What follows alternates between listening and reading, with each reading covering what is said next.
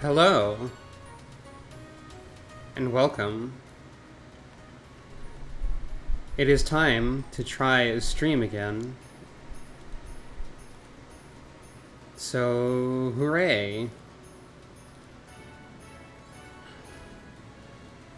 Just getting set up here.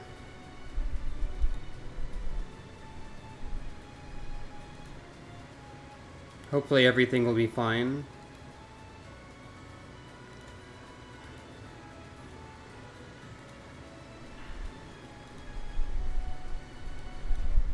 And, yeah.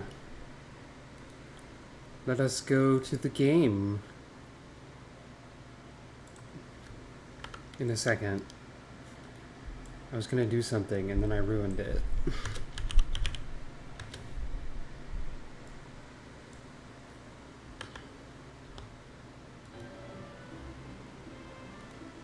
There we are. Hello. It's snowman season, or snow person season. Snow any gender season.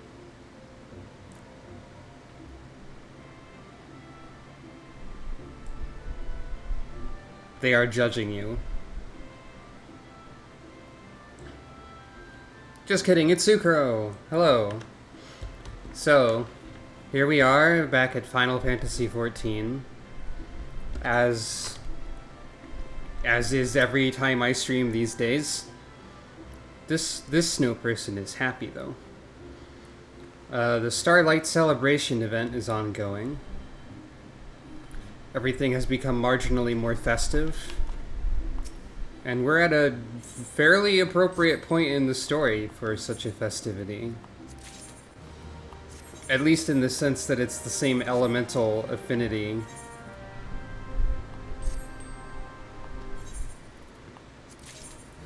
Because we started dealing with Shiva and the heretics.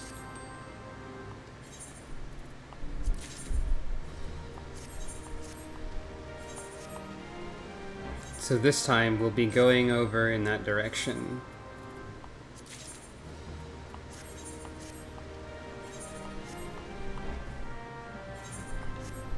Our first task is to observe the suspected heretic.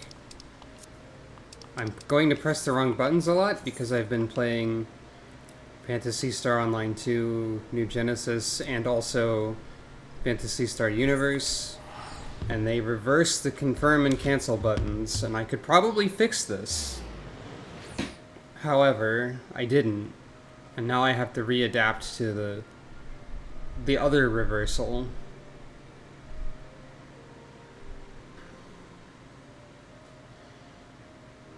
And we'll see how that goes.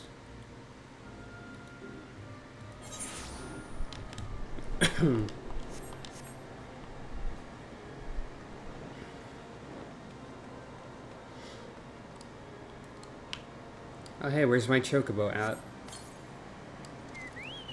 There we are. Not that he's going to see a lot of use, I suppose.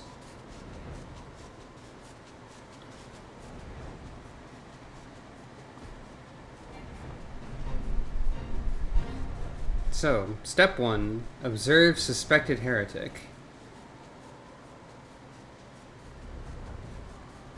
Well, step 1 is getting to the heretic, I suppose. Hey, what's down here?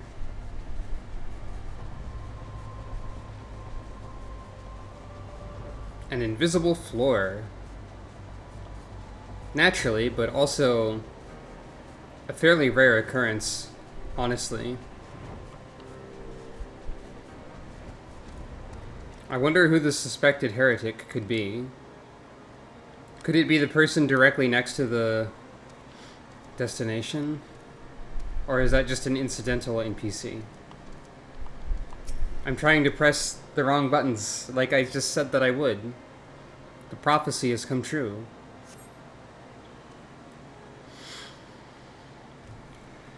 Well, they're talking to someone else.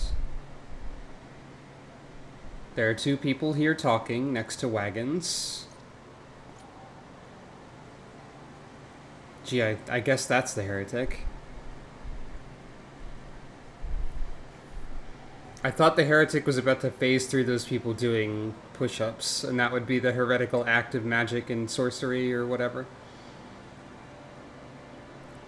Through the southwest gates. Very well.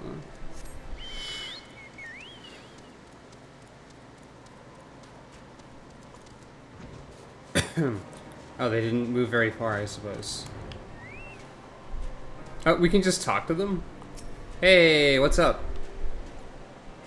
Best take care when traveling these roads. Wild beasts and worse are wont to lurk by the wayside.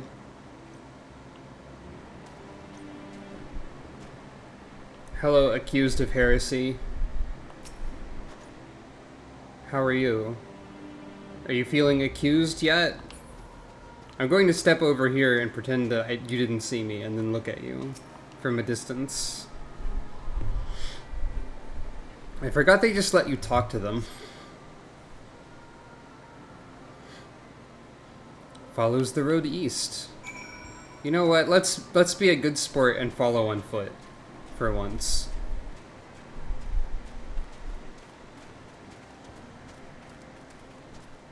Let the true gravity and intended pacing of the situation occur. And then ruin it by going and talking to them again. Hey, you're standing next to a really difficult fate, did you know that?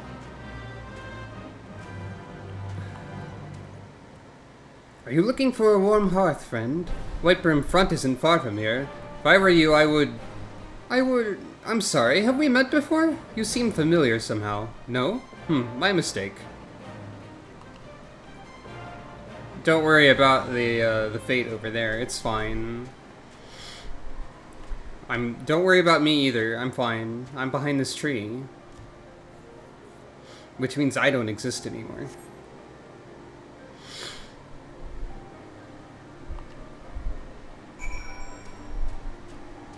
There is someone trying to solo this fate, I think.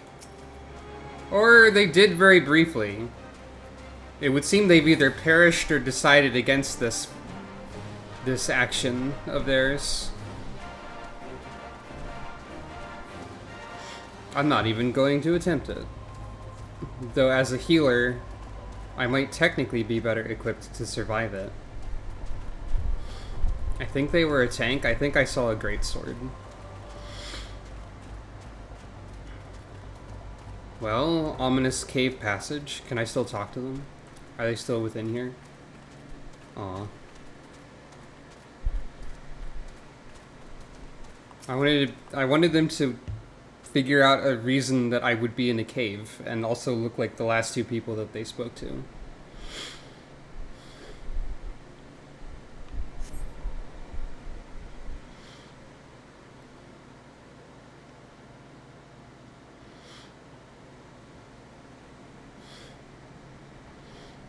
Hey, where in the seven hells are you? I'm freezing my bollocks off here. Jeez. I'm here, you blundering oaf. Why are you late? Standing on the wall, why else? I have duties to fulfill, you know. Your sole duty is to the... Bloody echo. Lower your voice or they'll hear us in Whitebrim Front. Yes, of course. The temple knights are in Snowcloak. This is what you bring to me? We already knew about...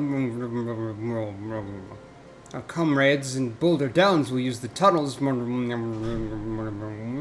dead before they know what's happening. Nevertheless, if you waste my time again, is that clear?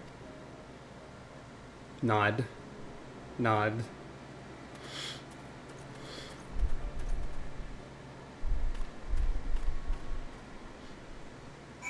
I don't know if I learned anything, honestly.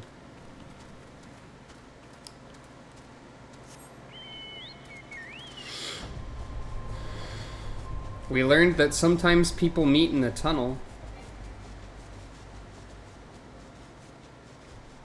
That's not the most useful information. I've seen more useful information than that.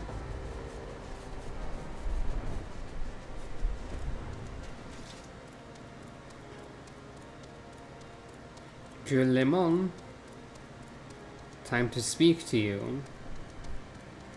What do you have to say about this? Well, did your investigation bear fruit? People were meeting in a tunnel and mumbling a lot.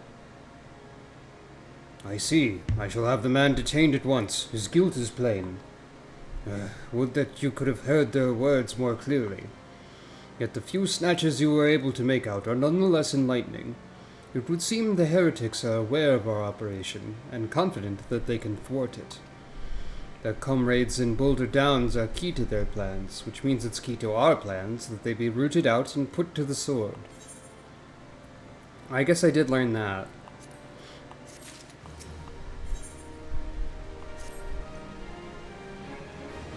We've long suspected that the heretics use a network of secret tunnels to traverse the highlands undetected.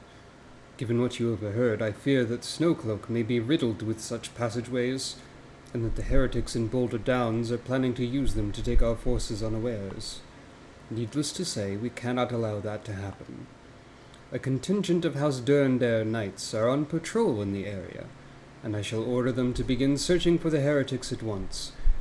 But knowing nothing of our enemy's numbers or readiness, I cannot say for sure that they will be sufficient. It would put my mind at ease if you would consent to assist my knights with the search. I know they would take courage from the presence of so storied a warrior.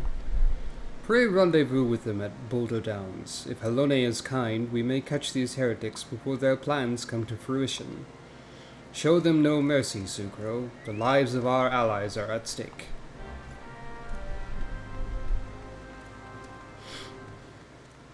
I hate mercy. Or something.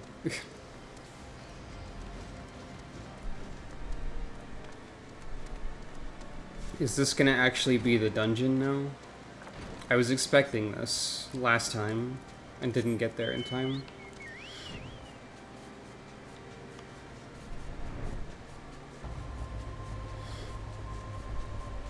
They sure talk up this Snowcloak a lot. It's like we have to go there or something. But we haven't yet.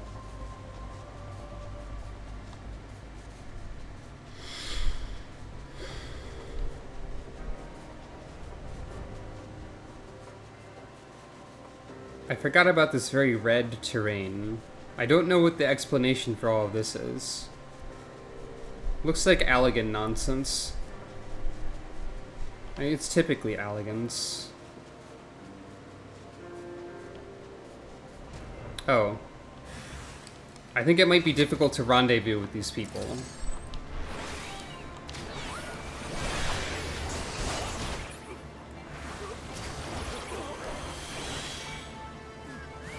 It seems like they're past a rendezvous, a rendezvousable state, as it were.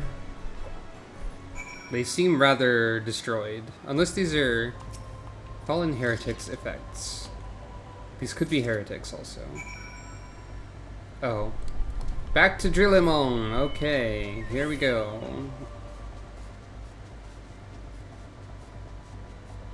I thought I was getting somewhere.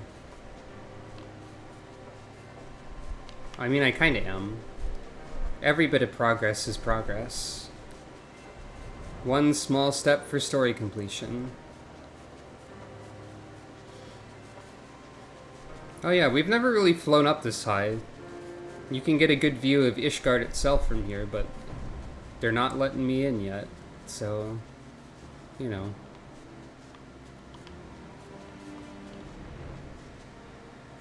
Bell tower.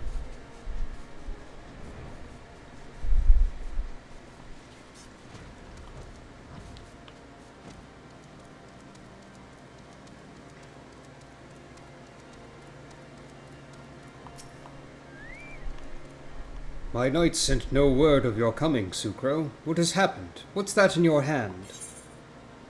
Discovered on the body of a slain heretic, this yellowing document is covered in a complex code of seemingly random letters and numbers. Oh boy, gotta code break that. By the Fury, those were veterans with years of service. And now they lie dead in the snow. Their bodies must be recovered, and No, we have not the men to spare. Not now, not while Iceheart prepares to summon an abomination. The heretics you dispatched were not of sufficient number to contend with the combined strengths of the Temple Knights and the Crystal Braves. There must be others, and I'll wager they're on their way to Snowcloak as we speak.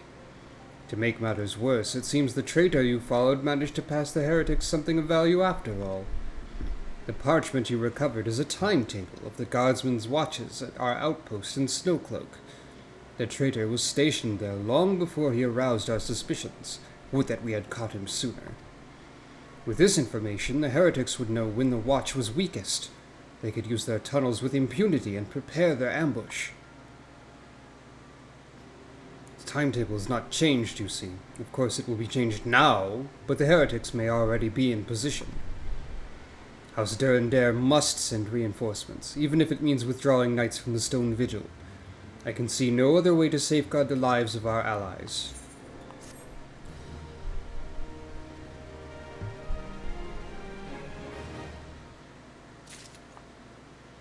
So now I have to go talk to them, probably? That seems like something. Time is of the essence, Sucro. While my knights make ready to depart, the heretics may take our allies in Snowcloak unawares. Superior training and equipment will avail them not if they're cut down ere their swords are drawn. But all is not yet lost. If you leave now, there may still be time to warn them. Make haste, I beseech you. Fly to Snowcloak and tell Sir Emmerich everything we've discovered. I know you don't mean fly literally, but I can fly literally. So, that's just a bonus, I guess. Flight didn't exist at this part of the story. I'm destroying time and space. Merely by existing. It's kinda great.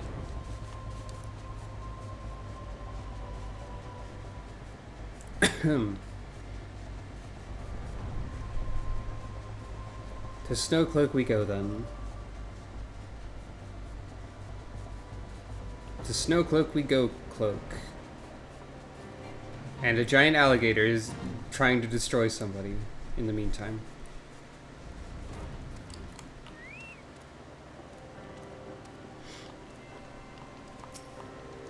We are at a disadvantage here. We should linger no longer than necessary. How could any man hope to tunnel through ice this thick? It'd be the work of years. Sucro, this is a welcome surprise, perhaps the only one thus far. As you can see, we've yet to uncover any hidden... I found information. You have my gratitude. Truth be told, we suspected the heretics might be plotting such an attack. Now that we have confirmation, I shall place my knights on high alert. Has Commander Leveilleur been informed? The Braves must be made aware. Emmerich is one of the voices that I'm more familiar with out of all the characters, but I don't think I can accurately replicate his voice. Oh, hey, Yu Hase. Gods bless whoever designed this uniform. I would have frozen to death by now if it weren't for this greatcoat.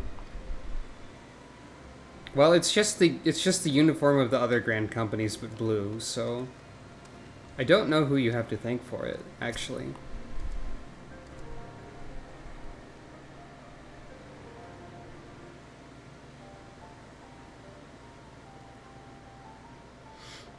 Alfino, look at ice.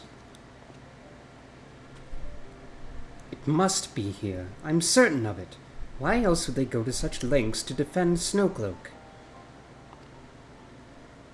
'Tis but a pity this discovery comes when our enemy has us at such a disadvantage.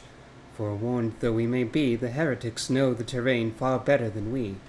I dare not think how many are watching us at this very moment.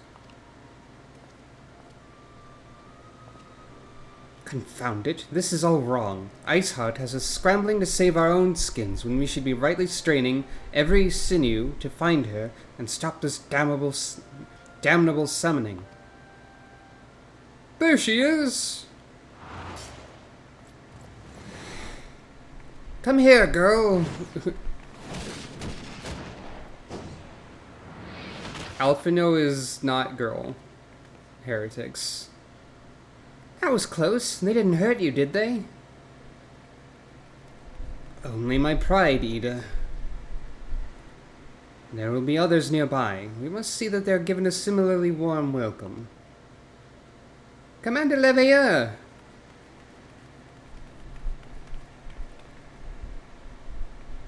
Nod. There's been a development, sir. Together with the Temple Knights, we've secured the entrance to some half-dozen tunnels after spotting the enemy breaking the surface. But that's not all, sir. We think that one of them may be important. Certainly the heretics near flung themselves upon our swords to defend it. Aha! Just as I suspected. Amongst this warren of tunnels lies the entrance to Iceheart's lair. Summon the others. We're going in. A moment, Alphino. The tunnel in question is barely wide enough for 2 men abreast. We cannot say with any certainty where it leads, much less what is waiting for us there. Furthermore, we have no way of knowing how many heretics are still lurking here on the surface. What if they were to converge on this point after we entered the tunnel? For all we know, we could be funneling our forces into a trap. I take your point. If the tunnel is indeed as narrow as you say, greater numbers would be more a hindrance than a help. Should we encounter difficulty, our own allies would become an obstacle to escape. Seems like my cue. Ahem, a change of plans. While we rendezvous with Sir Emmerich and keep the heretics at bay here, you will go wherever that tunnel leads. If you find Iceheart at the end of it, do not let her escape. You venture into the unknown, so see that you're prepared for anything. I suggest you call upon your allies, though not too many, or Papalimo will sulk. Instead of that, I'm going to call upon my unsynced power. We will hold the line, Sucro. You may concentrate on the task at hand.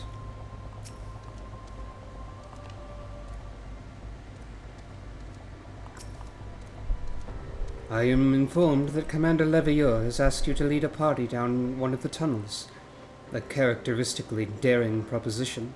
Yet I can think of no one better qualified for the task. I bid you good fortune. We are at a disadvantage here. I said that already. The entrance to the tunnel, madam. It's just over here. Had we not seen the heretics breaking the surface, we would never have noticed it. Per Sir Emmerich's orders, we will stand guard outside. Please be aware that even should you encounter significant resistance, we cannot leave our post. Snowcloak now accessible. There we go.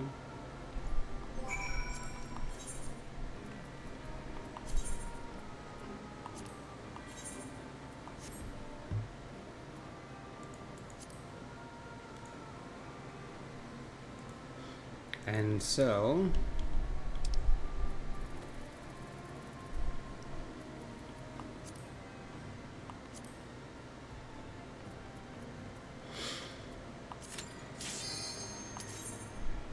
Snowcloak is a cool... Dang it. Snowcloak is a nice dungeon. I think you will like the music, probably.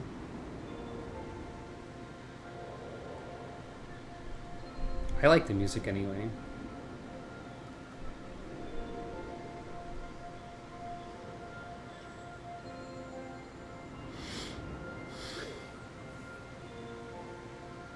Just Sucro, nobody else.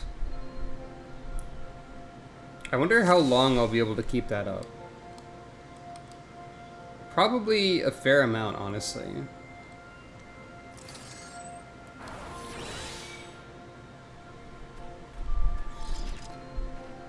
And we can take our time and enjoy ourselves and the scenery. I mean, it's not like there's a pressing primal summoning that could be happening at any time.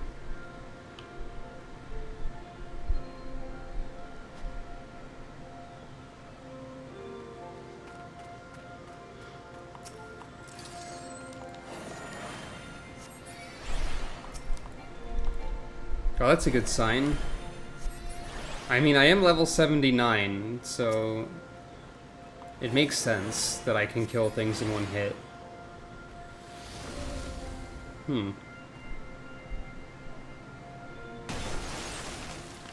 That happens. Sometimes. Spriggans are here.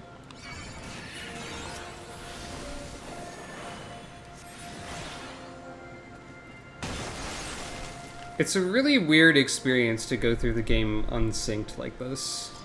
Because you're supposed to, like, be trying and thinking, probably.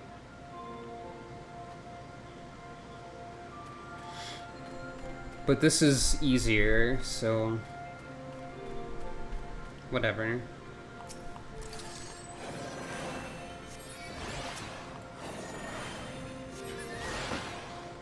And it's not like this is non-canon, because everyone always speaks so highly of the player character's power that... This is kind of... We can just say that this is like the Minstrel's Ballad version, except like in the other way around, where the hero is ridiculously powerful instead of the monster. Here's a bear.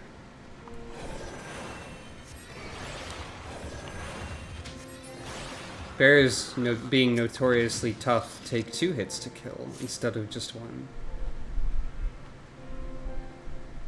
We can look around at their scattered supplies and various things.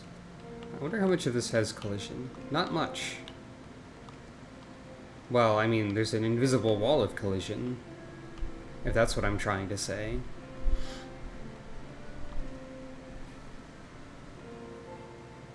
Sometimes it's nice to just easy mode your way through an experience.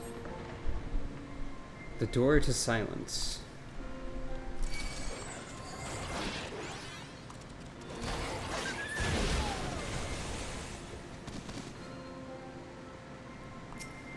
Now this boss looks like a Monster Rancher to me. This is like a Monster Rancher 3 Brillia Golem or something. Because there's not really an ice monster that I know of to have as like a subtype, so this is a regional subtype. Probably. Hello. How are you, Wandil? Are you prepared to be destroyed?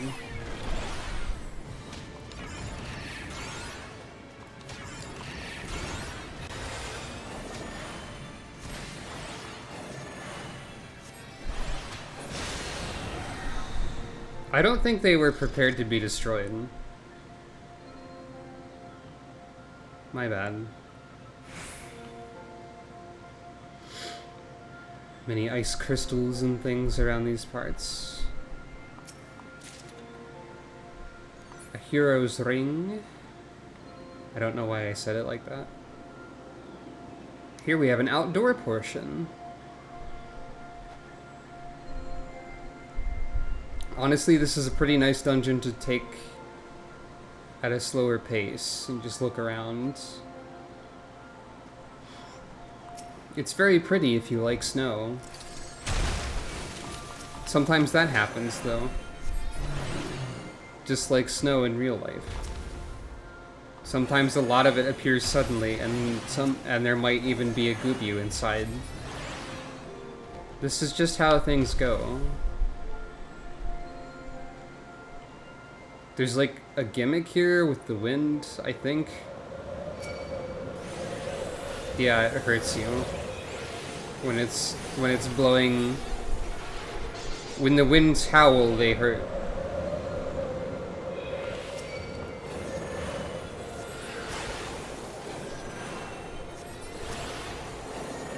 Not that it matters too much in our case. Sucro is too powerful for that.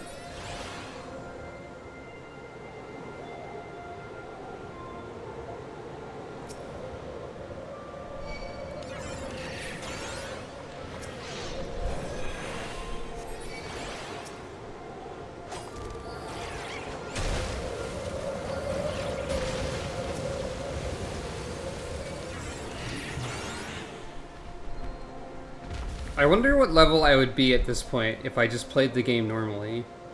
instead of being level 79. So this Yeti, I believe, is based on Final Fantasy IX, because this is very similar to an enemy design from that game. This Yeti also has several gimmicks, which I might be able to ignore completely. There's Spriggan ice cutters that appear.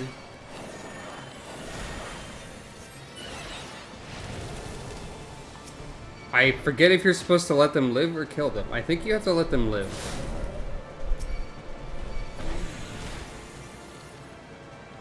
But you kill this guy, I think? Eventually a snowball will appear somewhere.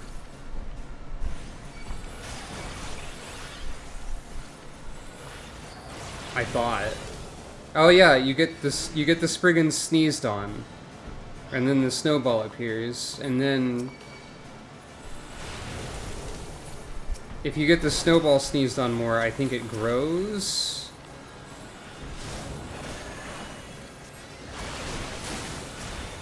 And once the snowball is large enough and you hit it, you can hit it towards the boss, thus causing a stun, which interrupts this attack, which is otherwise very strong. Or it should be, and it applies a vulnerability stack. I think that's how it goes. But in this timeline, the boss just kind of gets destroyed by a laser cat, as you do. Oh, right. Treasure chests in this part of the game are bad. Because you can trade these for things. But that's too much effort for me. So I'm just gonna dunk them on the ground. Let them be buried by snow. Now this is a very shiny place. Once again.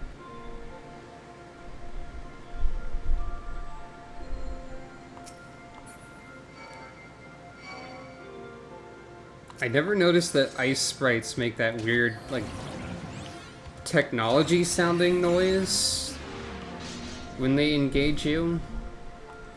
Glacier sprites here, I believe, are just very low HP and self-destruct. Yeah, what's that sound? Because they're not actually doing anything, as you can see.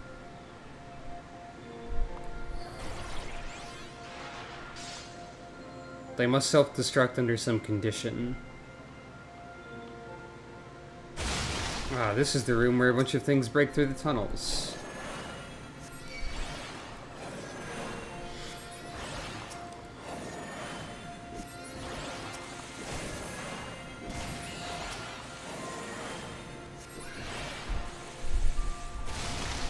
Are the heretics friends with these monsters, or are these just like inconveniences that are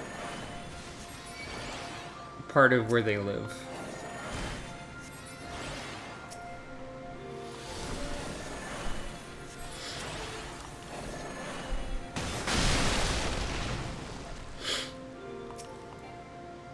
There's even a Snowclops.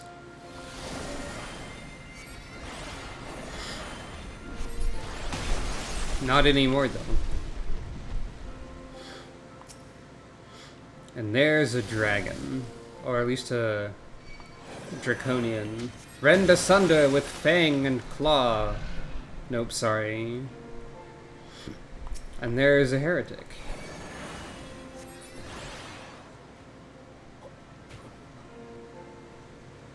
So they were starting to use something called Dragon's Blood. I believe that makes them transform. Let's find out. Yep.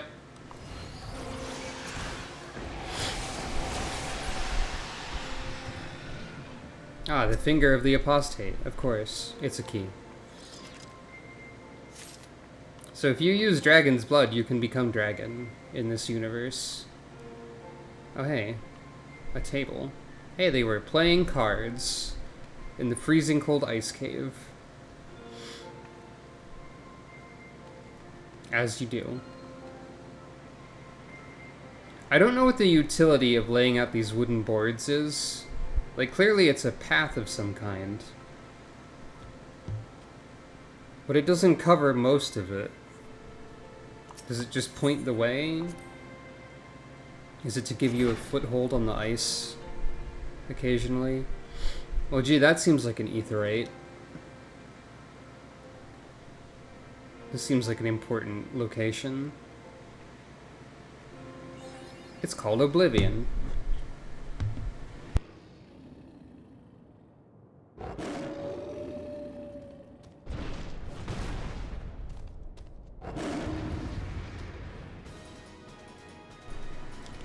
That's not Shiva, that's Fenrir. That's a different Esper in Final Fantasy VI.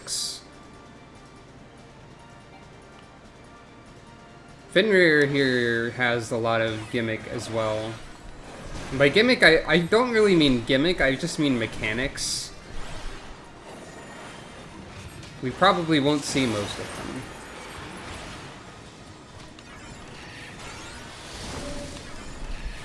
Like for that one, I think you hide behind the things.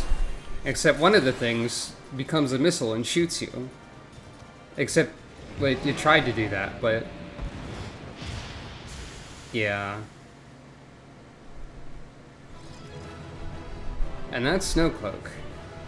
Without the challenge. I've removed the challenge from Snowcloak.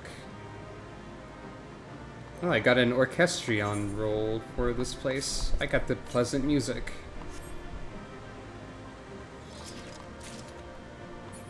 And some pants that I'm going to immediately throw on the ground. I don't know why I bothered. So hey, that etherite there seems important, probably. Dang it, there's a very short wall blocking the pass. I could definitely jump over it, except I can't, because the ice magic is too strong or something. Whoops, oh well.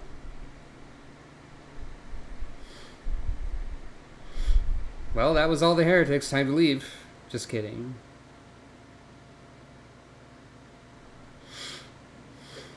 The tales do not do you justice, warrior of light. Hi. Yes, I know who you are, and you know who I am. Yeah. Hello. I was given the name Izel, but I earned the name Iceheart. Hello, Iceheart. This endless cycle of hatred, of bloodshed, of sorrow. You would see it continue, O noble warrior of light. I'm pretty sure this voice also changes, but I don't remember. I would not. I will not. I will bring an end to this war between dragon and man, no matter the cost. I'm just gonna stand here. You will come to understand that what we do for the greater good. For Eorzea, for Hydaelyn.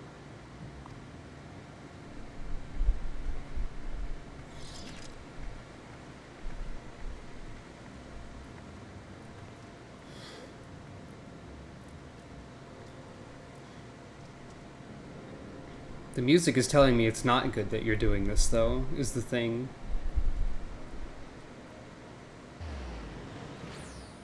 Well, she can teleport using an etherite. She's probably attuned to that. Just a hunch.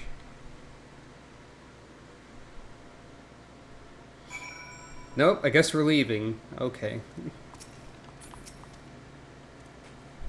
Though I did not doubt that you would return, I'm nonetheless relieved to see that my judgment was validated. 'Tis a blessing you are still with us. Commander Leveilleur took to pacing in your absence. Even knowing what to look for, it's easy to miss, and the covering of ice doesn't take long to reform either. How many more tunnels like this might there be in Snowcloak? Come to think of it, how many might there be throughout Kurthus? I mean, we can't see the tunnel from out here, so...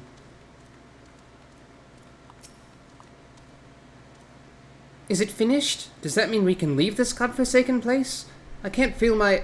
forgive me, I should not keep you from Commander Leveilleur. That took longer than I expected. What news, Sucro? I saw Iceheart, and she teleported. So Iceheart is but a pseudonym. Not that it matters. That she managed to escape is regrettable, but from your description of that beast, you did well to come as close as you did. In any case, now that you've cleared a path, the Temple Knights can begin to survey the tunnels in earnest. Mayhap they will even find a route past the ice wall.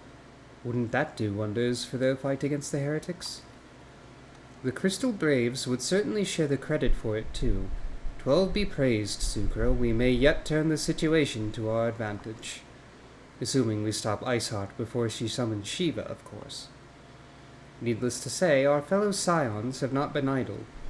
Minfilia and Urianger have been busy perusing the archives of House Fortom, gathering what information they can on Shiva.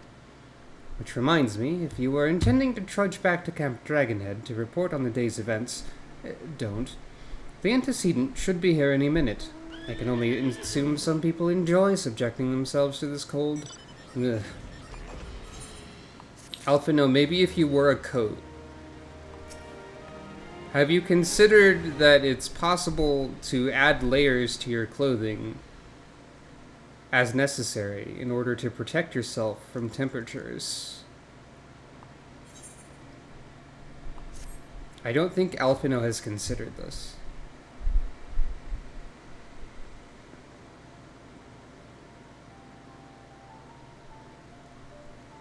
Minfilia has considered this. Antecedent, you come to us straight from the archives of House Fortom. I trust your time there proved fruitful? Would that it had.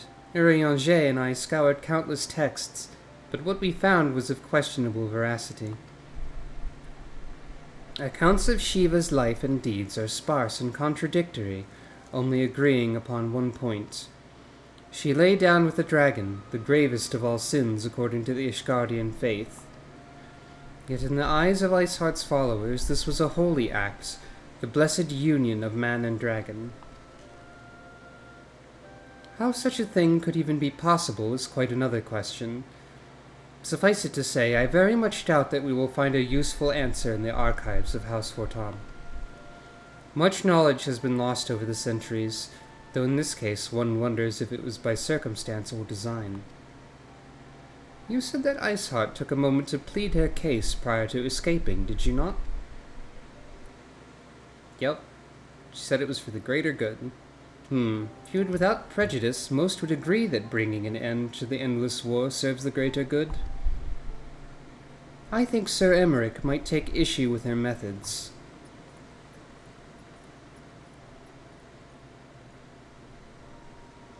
I do not care if a few stragglers manage to escape. Until the sappers confirm that a tunnel is safe, the men are not to search it. Yes, Lord Commander.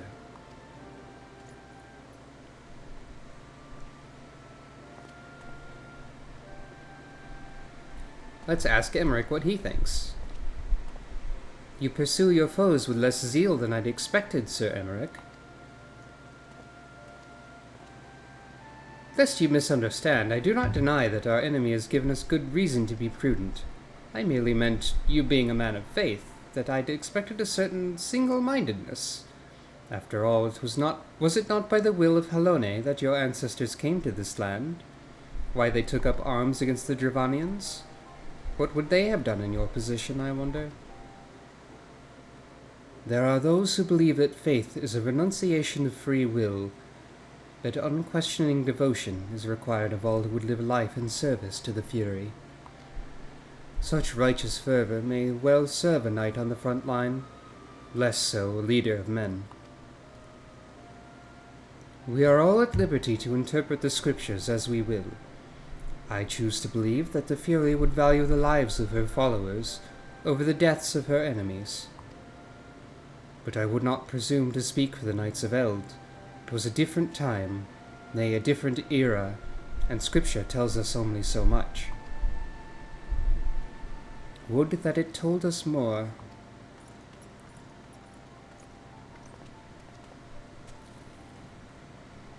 Talking, pointing. Discussion.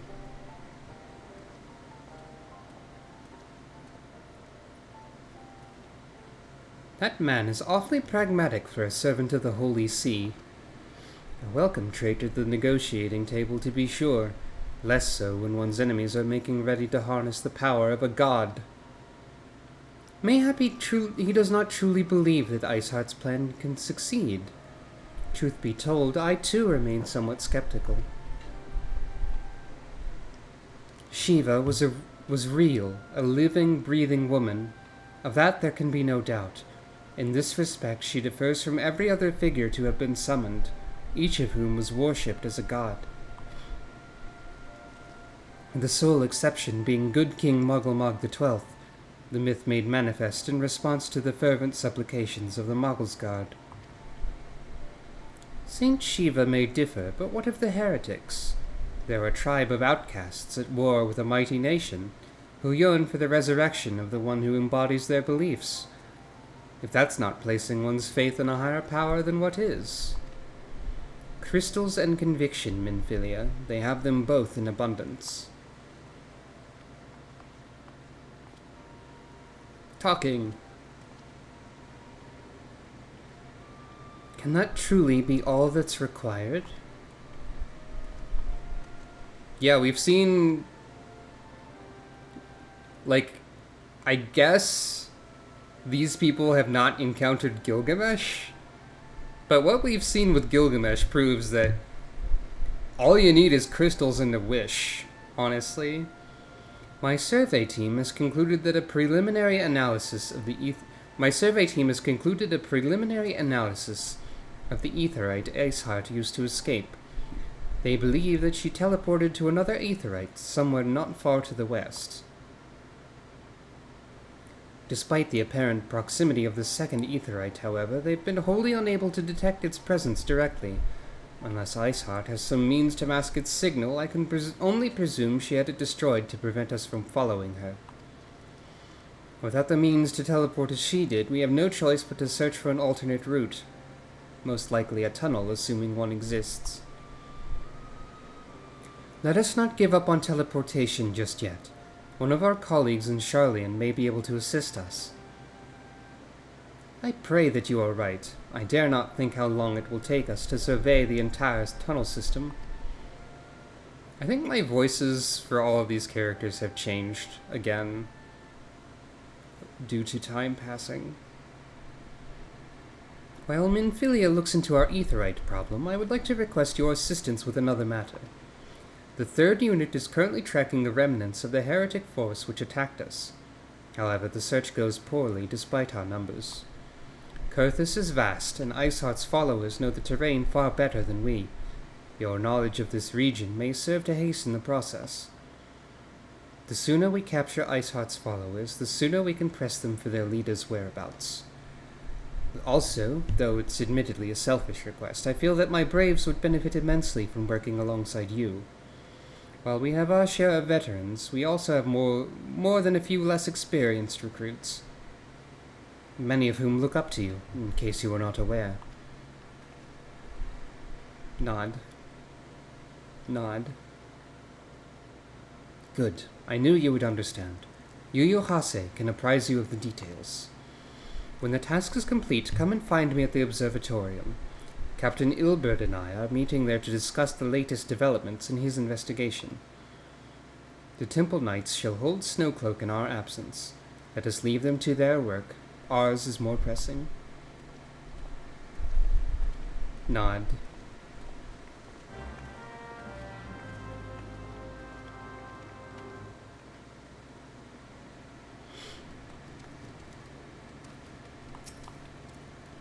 There you are, Sucro. Commander Leveilleur instructed me to wait for you. Your assistance is most welcome, believe me. Most of the third hail from Uldar, and for a man accustomed to the feel of sand beneath his boots, the crunch of snow can be rather disconcerting. But to the matter at hand, nary a moment ago I received word that the heretics we seek have been spotted making way for Danafan Pass. My braves are already in pursuit, and I should be grateful if you would join them. I myself shall be taking part in the hunt. Never let it be said that I do not earn my coin. Still thinking about coin, that Yu Hase.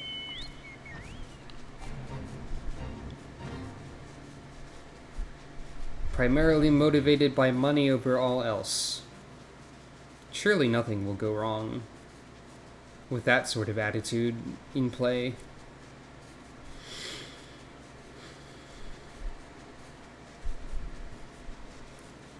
Chasing some heretics, I guess they're over here. Oh wait, no, that's just a wounded crystal brave. Dolls, balls, my ankle's on fire! Caught my boot on a rock or something and twisted it as I fell. The others went on ahead through Danafan Pass. Hurry and you might catch up. If you aren't sure where to go, look for tracks. The snow is fresh, so they shouldn't be hard to find. Hey, you, judging by your weapon, you are a healer. Heal thyself. Your ankle could be fine if you simply cast Cure. Or, that aside, I could also have cured you if I was prompted to. I guess perhaps it's difficult to concentrate on a healing spell if you've twisted your ankle.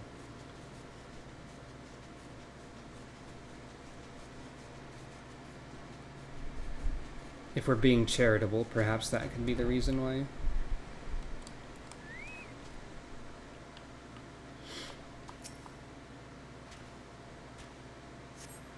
Tracks lead southeast.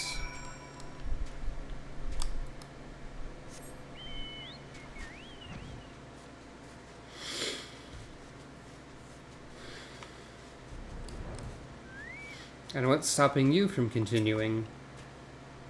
Scion, what are you doing here? The heretics? I'm not sure. There was a great scaled beast and... Yu Hase, I think he went east on his own. The heretics split up, so we did too. Well, you can't heal yourself, really. I mean, you could use Second Wind, I suppose. Well, Yu Hase's not doing so well either.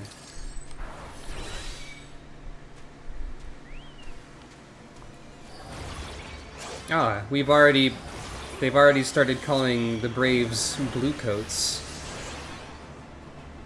It's like Yellow Jackets. Except not at all. Well, not really. How embarrassing. I was so intent on following the heretics' tracks that I almost failed to notice they doubled back. Almost, mind you. One tried to sneak up behind me and got a knife in the gut for his troubles. I thought myself alone, so I started searching the dead man's knapsack for anything of interest. And lo and behold, before his friends found me, I came upon this. A piece of paper. Withdraw in groups of 3 or less to the observatorium. Give the signal and wait. The merchant will be watching. Be late and be left for dead. Speaks for itself, does it not? They can't possibly mean to rendezvous inside the place, so we should restrict our search to the surrounding areas. Let me rephrase that. You should restrict your search to the wilderness around the observatorium. I will need more than a moment's rest to recover from these wounds. I don't know, you look fine to me, Yu Hase. Just eat some money or whatever it is that you do. One time when I was playing Earthbound, I put money in as my favorite food. Because I thought it was funny to do so. Thus receiving the text box, eat some money and scoot up to bed. Hello, suspicious Kurthan. Did you know that you're labeled as suspicious?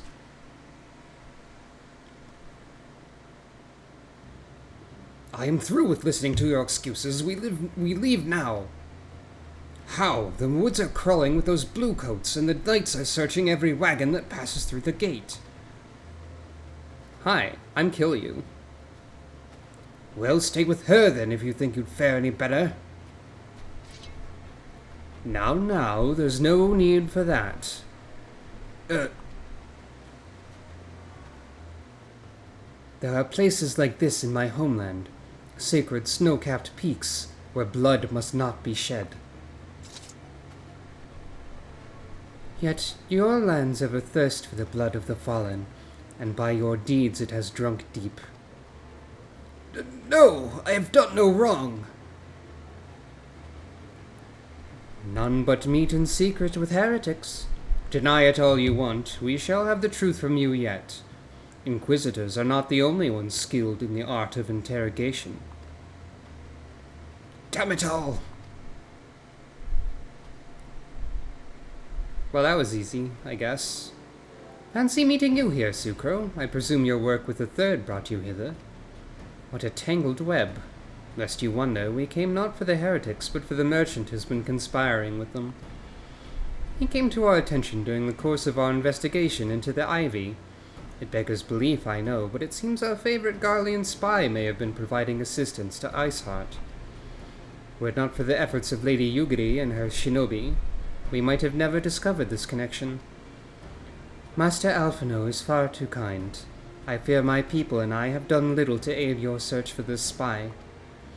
We long to strike back against the Empire and weaken their influence in this land, to prevent the tragedy which befell Doma from reoccurring. The days ahead and the work they promise will require a very particular set of skills which I am fortunate enough to possess. If you will allow it, I would accompany you until the investigation is complete. That is a most generous offer, Lady Yugiri, and one which I gladly accept. Thank you. Though I may disappear for a time, know that I shall never be far, and I shall always be watching. A comforting thought. Come, Sucro, let us wait inside for Captain Ilberd to return and deliver his report. Everything's coming together. Remember that stuff about the Ivy that we heard about? And Yugiri? And her shinobi? They're all doing stuff now. Turns out that everything was always related. And Alphino still hasn't put on a coat. Alphino, please. Captain Ilbert seemed confident that the merchant's resolve would swiftly crumble when pressed. If so, we should have new information ere long. As to whether it will bring us any closer to learning the Ivy's identity, I would rather not say. Given our adversary's cunning, I shall consider us fortunate if we're spared another wild dodo chase. The gods know we have more than enough to occupy our time as is. Tendrils of intrigue. What about Shiva, though? Like, everything is coming together, but we're also getting distracted immediately. Is probably what Sucro is saying.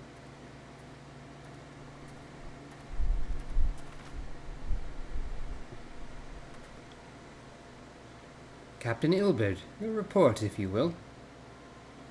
Aye, Commander. Firstly, with regard to the heretic we captured, I regret to say that the man could tell us naught that we did not already know of Shiva. We have since handed him over to the Ishgardian authorities. Henceforth, the Holy See will pursue the matter independently. Nod. Our inquiries concerning the Ivy, however, have proven more fruitful. We have ascertained the channel by which the heretics acquired their information on the shipment routes. Go on. You will recall the flame we first identified as being in the Ivy's employ. From him we were able to trace a trail of conspirators, each taking us closer to his master. Alas, the trail came to an abrupt end. Fearing that the investigation had been compromised, we took the necessary step of detaining all suspected of conspiracy. There were 5 on our list, including a flame stationed at Revenant's Toll.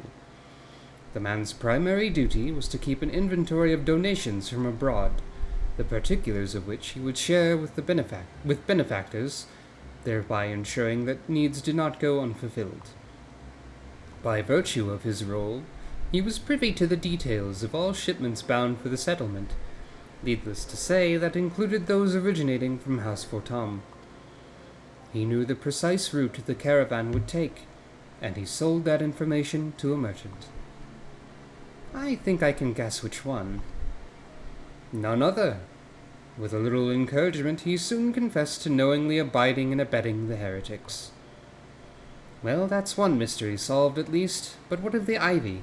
Are we any closer to prizing off his mask? I dare say we are, Commander. Our relentless pursuit has forced him to commit a grave error. In a desperate bid to cover his tracks, the Ivy resorted to exercising certain administrative powers, available only to high-ranking members of the Immortal Flames. If you consider, then, that our investigation is known to barely a handful of them, the field of suspects is greatly narrowed. You mean to say that the agent is among Raubon's innermost circle? Who's been with him since the Immortal Flames' establishment? 'Tis the most plausible explanation. The infiltration likely occurred during the company's founding, with the groundwork for the act being laid beforehand. To slip into a position of authority unremarked and remain above suspicion all these years. Aye, I too was surprised, though I really should not have been. Of the three grand companies, Uldaz was ever the more vulnerable to infiltration. Both Limsa Luminsa and Gridania had long-standing armed forces that lent themselves well to the formation of the Maelstrom and the Order of the Twin Adder.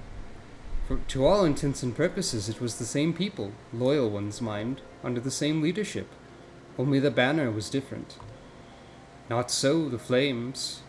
Uldaz's military was made up of disparate orders, most of which were glorified mercenary companies that answered only to their own paymasters. Hardly an ideal environment in which to establish something as high-minded as a grand company. The difficulties Raubon faced when founding the Immortal Flames are well known. Even after he'd convinced his fellow syndicate members to share the cost, there remained a small matter of finding enough bodies to fill the ranks. Indeed, and given the pressing nature of the Imperial threat, that meant recruiting every passing sellsword. Amidst the chaos of its founding, it would have been child's play to infiltrate the company. A good deal easier than now, aye.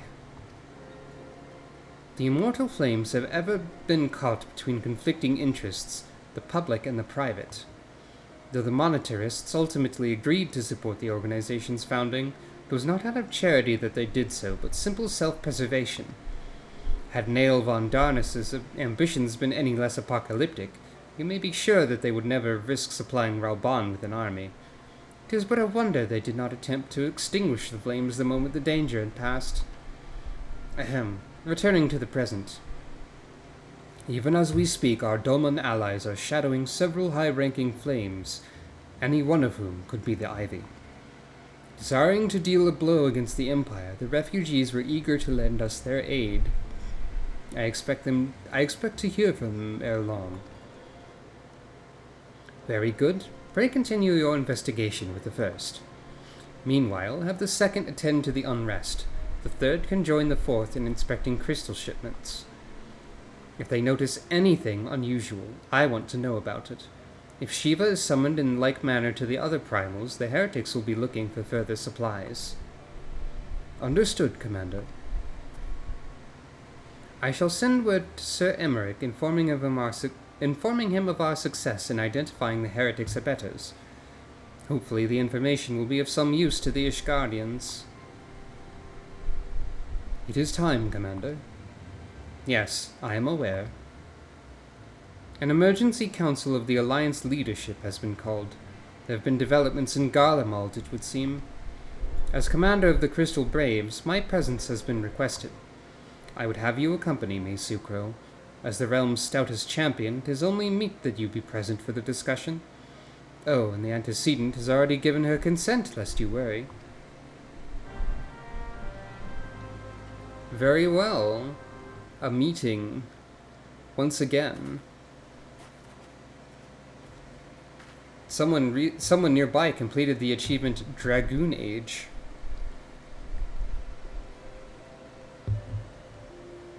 because this game loves a pun. Like me, you are doubtless eager to conclude our business with Iceheart, but until another path to her sanctum is found, she will remain beyond our reach. I could have just teleported, like, immediately, though. Minfilia and the Archons are sparing no effort to secure an alternate route. Until such time as they succeed, I suggest we give some thought to the realm's other problems. I shall go on ahead to Gridania in readiness for the coming council. Meet me at Nofika's altar, and we shall make our way to the Lotus Stand together. Meeting there, huh? I mean... why not, I guess?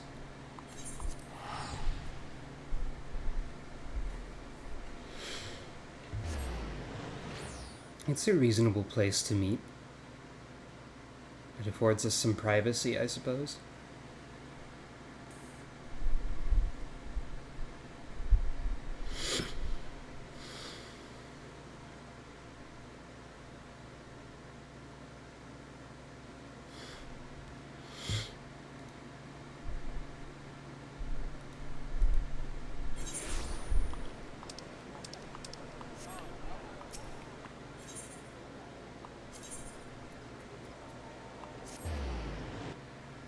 It's really nice to have the teleport map with the Aetheryte now.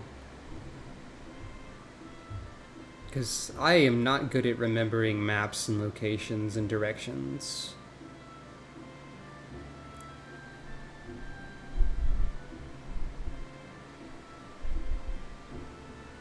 Not often, anyway. I've been here enough that I remember it's near the Conjurer's Guild. Incidentally, this is also the city from which we can begin the Starlight Celebration questline, but that'll be for later. Unlike Reborn, politics is not my cup of tea. While you and the commander attend the council, I will attend to some business of my own. My thanks for coming, Sucro. When you are ready, speak with the conjurer yonder. She will show us to the Lotus Stand. That is true, that's what always happens.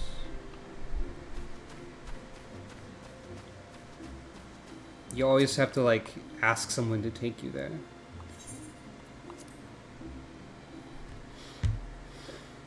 Time for a meeting of the Alliance leaders, and Alphino, and me.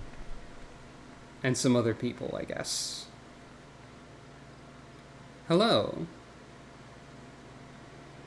Welcome. Change has come to the Garlean Empire, and we must discuss the implications.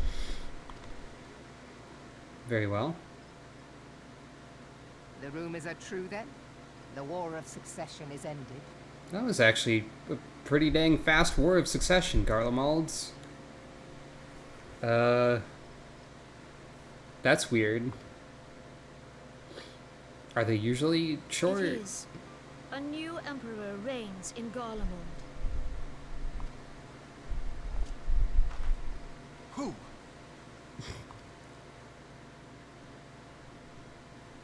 Why are we panning up? Oh, because we're panning to Garlemald, of course. Whomst? The birth and all too rapid expansion of the Garlean Empire is commonly attributed to the strategic brilliance of Solus Zosgalvis. Yet he did not rule alone. Several members of the royal household also distinguished themselves during his reign. Nevertheless, it was the eldest son who stood to inherit the throne, until his most untimely passing. I thought us fortunate when I learned that the Emperor had died without naming a successor.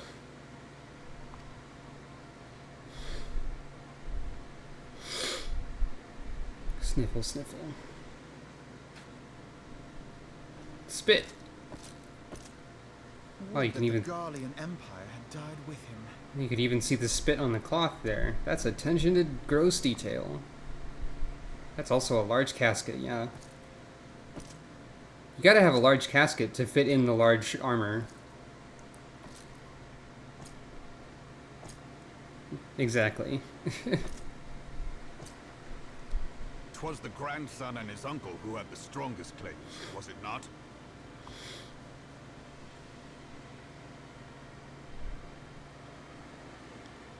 I'm sure this guy will be nothing but a friendly ally to us. Indeed.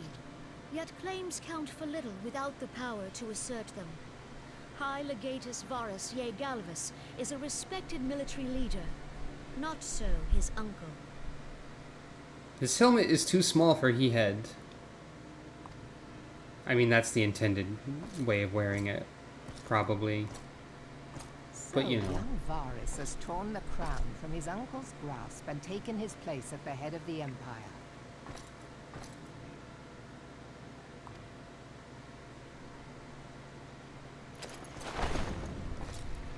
He has a cool cape to do a dramatic swoosh with, so we automatically let him win.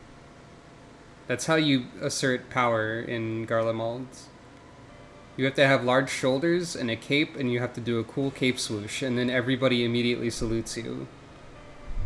That's why the War of Succession was so short. Given the troubled nature of his succession, the new emperor will require time to seal his grip on power.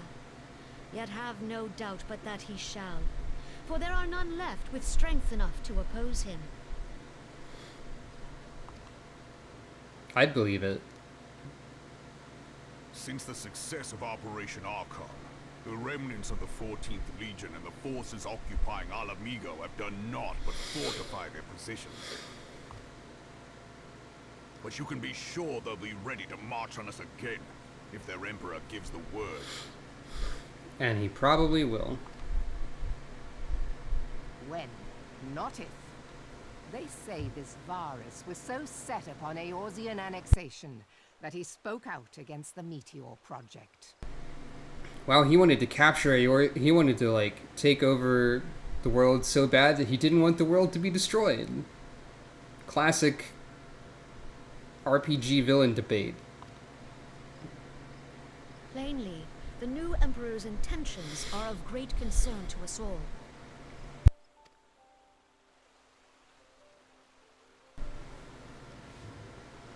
I propose that we set aside the Cartno dispute for the present, and discuss what measures the Alliance might take to prepare for a resumption of hostilities with Garlemald. Stop playing the PvP mode right now. Please. Moreover, I move that we re-examine the question of how our former allies in Ishgard might be persuaded to retake their place at our side. Could Eorzea but stand as one, 'twould deal a grave blow to our enemy's ambitions. Step 1, stop playing PvP. Step 2, make the Pope stop being a jerk.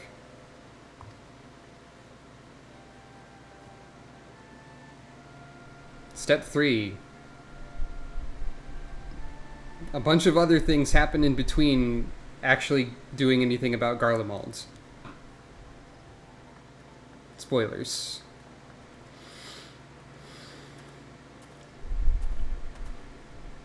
Well, I suppose we should be grateful that they have finally acknowledged the inevitability of Imperial attack.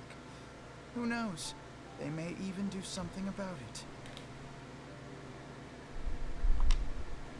They'll probably If take a only while, the Alpha, leaders now. of Ishgard would follow their example and stop hiding behind their gates, praying for the coming storm to pass them by. Vegetable infighting? But that is a discussion for another time. At present, I am more concerned by the fact that the Alliance's mooted preparations will be made known to the Garleans many moons before their coming. Oh. P. Yeah, that one. So long as the ivy eludes our grasp, no secret is safe.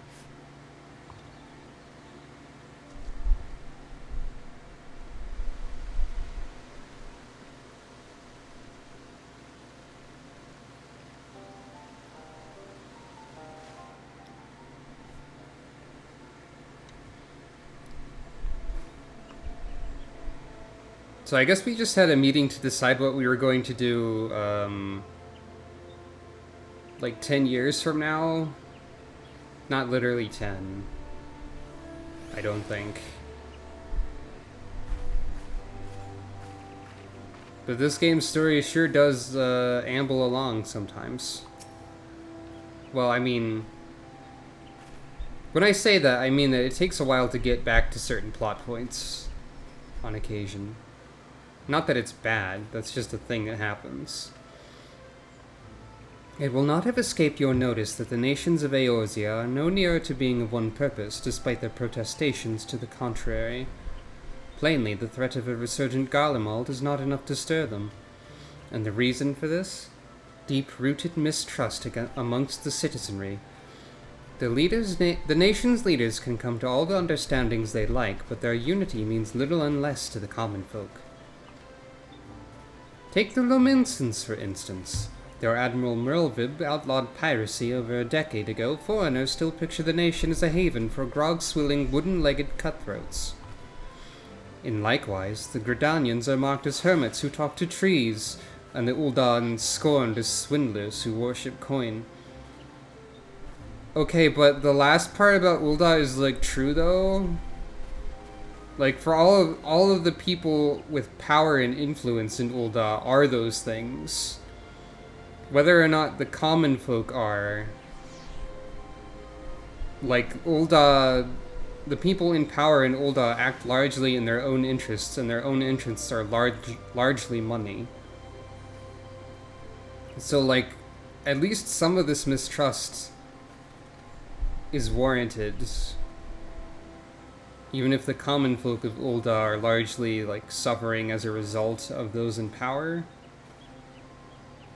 Trust in Ulda as a nation shouldn't just be given freely, because it's ruled by people who suck. Not that such sentiments are entirely without grounds, of course. Oh, yeah, I guess I should have let him continue. Take that pillar of Uldan society, Teleji Adeleji, for example. But that is beside the point. The fact is that people are wary of outsiders, whether they have cause to be or not. On that basis, one could argue that the conflict at Cartano is a necessary evil. It's a necessary evil to have an endless but harmless, theoretically, territory dispute between the three nations? I don't follow. Each nation has its own warmongering faction that advocates the acquisition of Omega. In order to placate them, we present them with something resembling warfare, and thereby curb their appetite for full-scale conflict. I guess... Why don't we just... Why do we have to placate those people? I mean, I guess so they don't start the war themselves. I don't know. I'm not a politics person.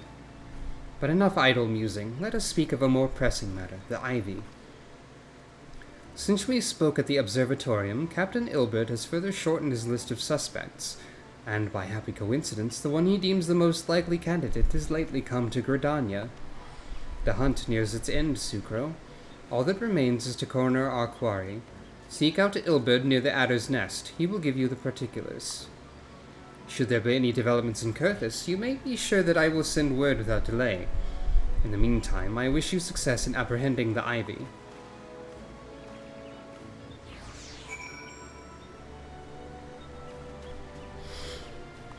So, anyone have any theories?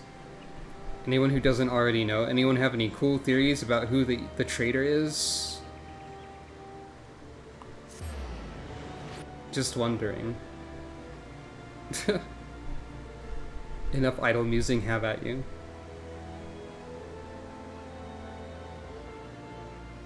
Wedge? Well, yeah, he's driving a wedge between everyone. Causing dissent.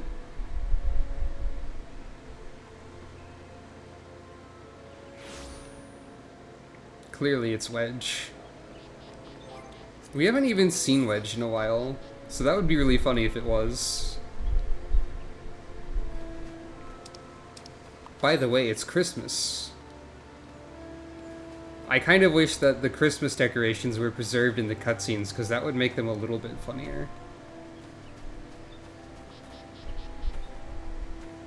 Those are just like hoops of light. An interesting way to decorate a tree, to be sure. Excuse me while I attend to the chores involved with having a squadron in the army. By which I mean looking at this bulletin board and telling them to level up more so I can actually do anything with them. The squadron system is weird. It takes a while for them to get anywhere. I need like a group of 4 of them to be at level 50 to be able to advance. And the one that's behind in level is a healer, so I can't take them with me on a command mission. Oh no. Truly horrendous. My thanks for coming, Scion. Doubtless the commander has informed you, but we have unmasked the Ivy. From this point on, we must proceed with extreme caution.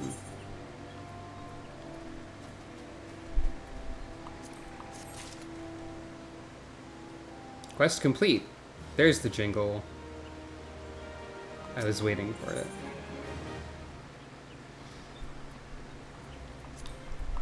We also get a robe from this. It's not really Sucrose style.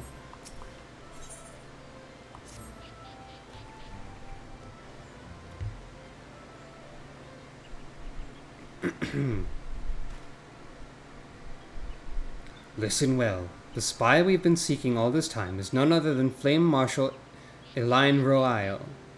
Royale, Raubon's second in command. Remember her? Prior to joining the Immortal Flames, she was a mercenary of no small renown. They say her skill with the polearm had to be seen to be believed. Of Ishgardian birth, she's the highest-ranked foreigner in the Immortal Flames, barring the Flame General himself, of course. When he formed the Grand Company, Raubon chose people based on their worth. Whence they hailed was of no interest. The Monetarists saw things differently, however. Having funded the enterprise, they reserved the right to reject candidates nominated for high-ranking positions. And 'twas no secret that they did not favor foreigners, Ishgardians especially, after the way the Holy See forsook the alliance.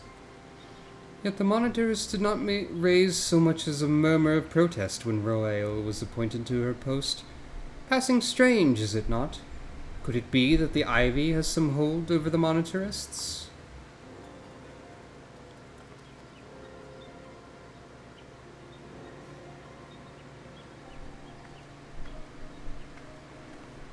Maybe this is why I forgot about this character, because she's like removed shortly, presumably.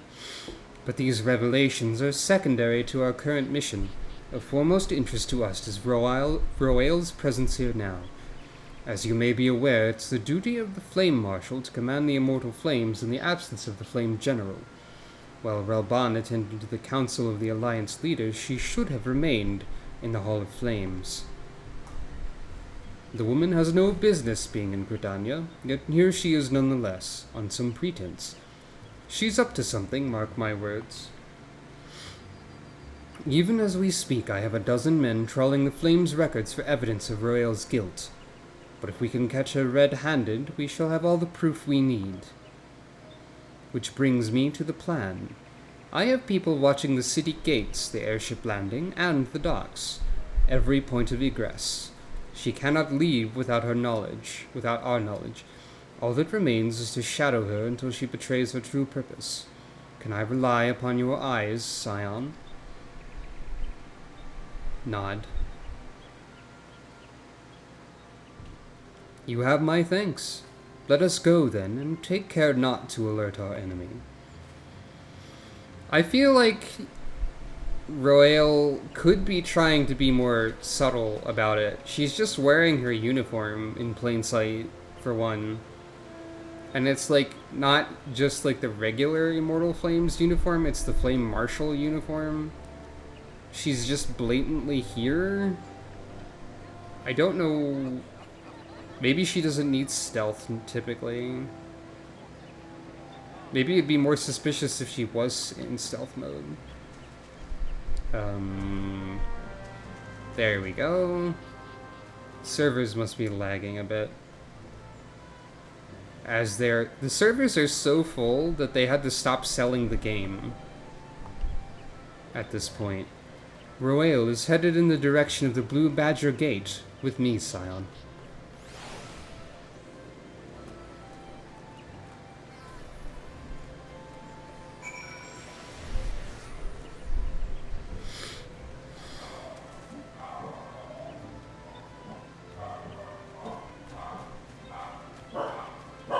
Corgis are barking.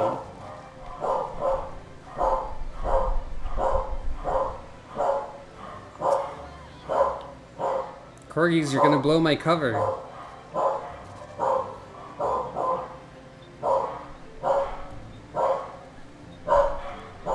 Judging by the audio mixing bars over there, they are audible.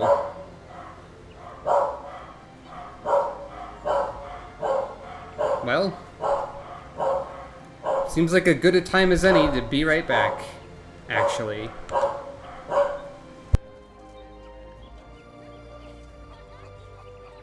I accidentally pressed the thanks for watching scene, but I'm not done yet.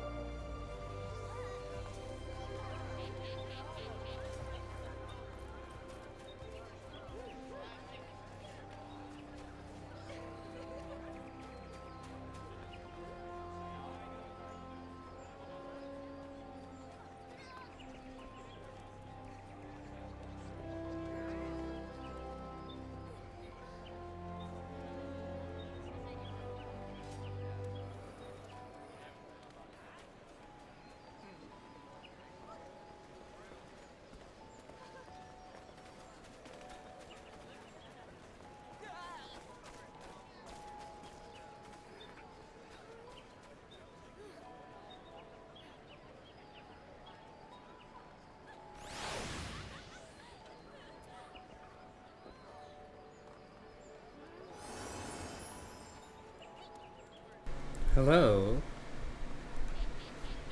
Here we are again. Let us resume the story.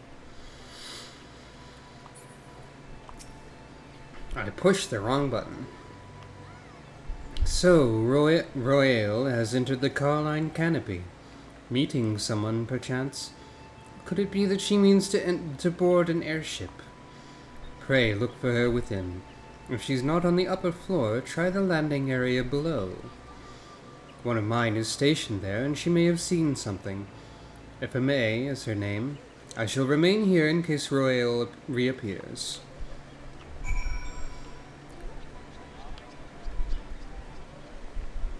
One of my greatest weaknesses in reading dialogue is in pronouncing names. Especially when they're all over the place. Sucro Funk, such an unexpected pleasure. What brings you here? Ahem, a social visit, you say? How pleasant. No, she didn't come this way. I've noted every passenger and none bore any resemblance. Well, don't let me keep you.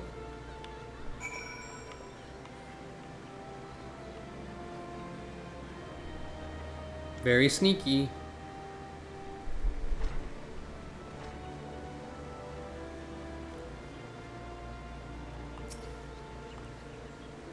Well.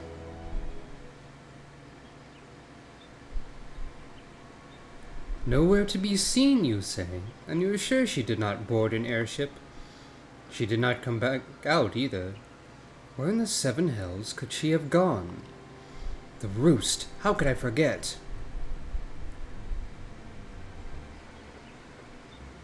Greetings, good sir. May I interest you in some Muntoy tonic? A cup a day imbues a man with great vigor, if you take my meaning. Heh. Oh, shut up. I kill you. Perhaps another time, friend. Wait, that necklace. You are a shinobi of Doma. The woman you seek has left Gradania by way of West Shore Pier. She was attired as a merchant, but these eyes are not so easily deceived. You may wish to take your search to the East Shroud. Rest assured that we shall continue to support you from the shadows. Well, okay, I guess I can forgive you. Thank the 12 for Domans. For the Domans. Were it not for their unique talent, Royale could have disappeared without a trace.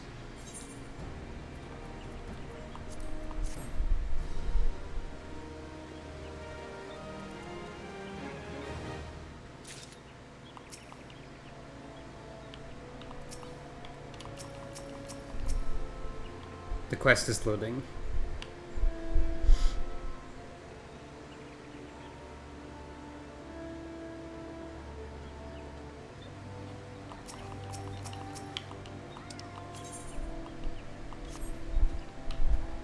Final Fantasy XIV, please!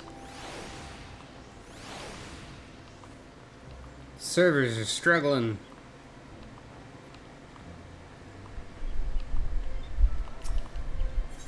There we go. This is awkward. Our hunt leads us to the East Shroud, Scion. I suggest we follow Royale's example and take the ferry from West Shore Pier. You'll doubtless wish to make certain preparations. See to them while I go on ahead. I shall wait for you at Sweet Bloom Pier.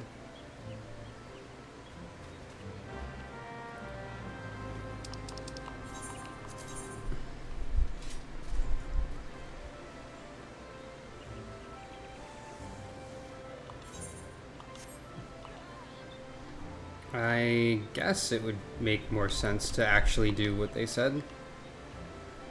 So I want to go to the Lancers Guild.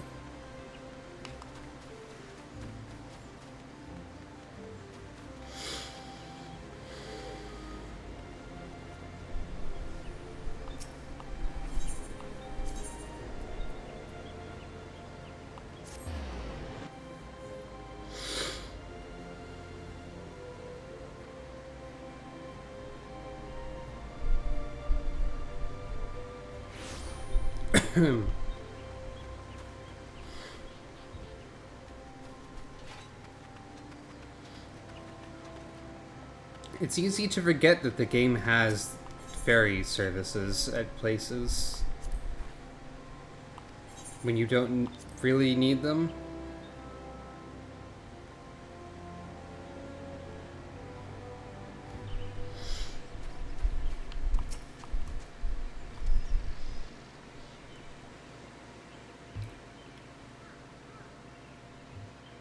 This way, my friends.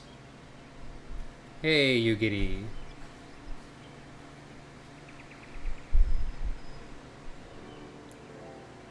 Your quarry makes for the Hawthorn Hut. If Royale is truly the one we seek, we can expect that she means to make contact with our Garlean masters there. An explanation is in order. You are no doubt aware that the Garleans have their own method of communicating over great distances. Well, excuse me. Well, our ingenious friends at Garland Ironworks have provided us with devices which can disrupt these communications, and we've installed them around the city-states. In so doing, we've made it difficult for Imperial agents to correspond with their masters. Royale would thus have no choice but to rendezvous with her Imperial contact directly. Yet, as a well-known face in the Immortal Flame, she cannot move about Thanalan without being recognized.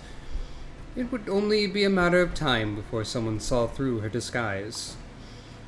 'Tis for this reason, I believe, that she's chosen the Black Shroud for her clandestine meeting. The Elysian are a common sight here, and her comings and goings are not like to turn any heads. As my scouts tell it, the Garleans have sent agents with a mind to destroy the devices and render such direct contact unnecessary. Fortunately, our shinobi have thus far been successful in rebuffing their efforts. This is it. We only need make for Hawthorne's hut and catch Royale in the act.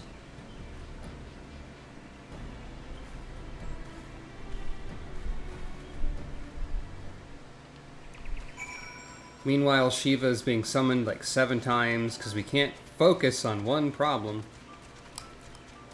Well, I mean, it makes sense that we're dividing our attention. We have enough forces to do that in theory. And they are trying to get to Shiva. I mean, Iceheart.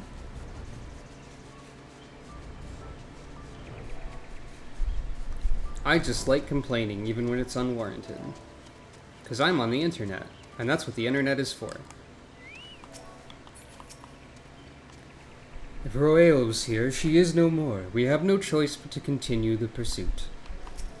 Well, my people report that our quarry has departed for the Bramble Patch. The ivy returns to the gnarls from which she came, but perhaps it's all for the better. To convict someone of her standing, we will require damning evidence against her. What could be better than to catch her in the act when she meets her with her Garlean masters? My countrymen and I shall lie in wait in the shadows. Tread warily, my friends.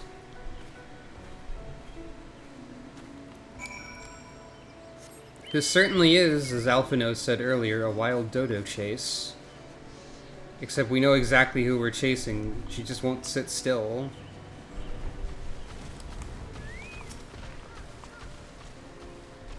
Love to have a secret meeting next to the giant rampaging tree monsters. Just beyond, Royale is in conversation with an individual clad in the manner of an adventurer. An Imperial intermediary, no doubt. This is it, with me! Nod. Nod.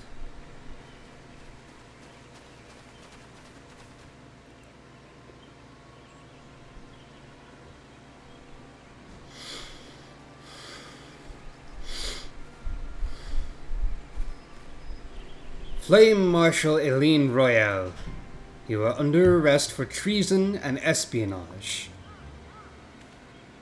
You were followed, you bloody fool.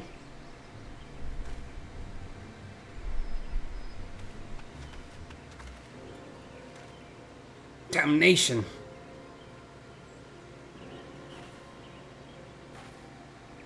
Well,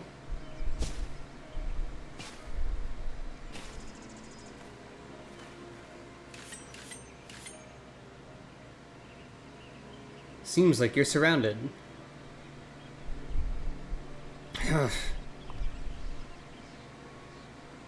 You are unarmed, my lady, and scarcely garbed for battle, but if you wish to fight, you are welcome to try.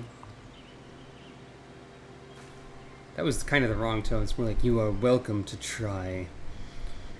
What is the meaning of this, Captain? Would you arrest me for strolling in the Twelveswood? When last I looked, that was no crime, and neither was conversing with passing strangers. You would feign ignorance, then? Very well. If you do think of something to say, there will be time to say it later. Now come quietly, or I shall make you wish that you had.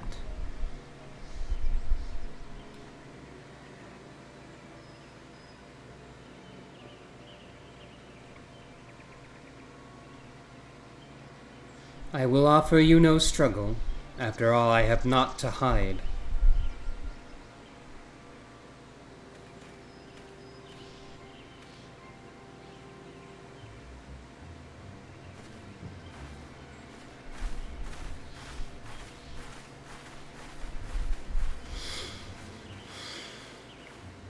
Well, that went suspiciously well, didn't it?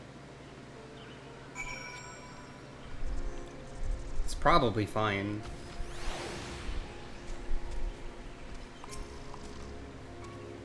Even a warrior of Royale's renown could not have hoped to escape by force.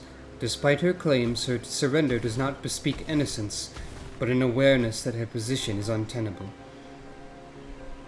With the ivy thus uprooted, it is to be hoped that the tendrils she entwined around the immortal flames will gradually wither and die.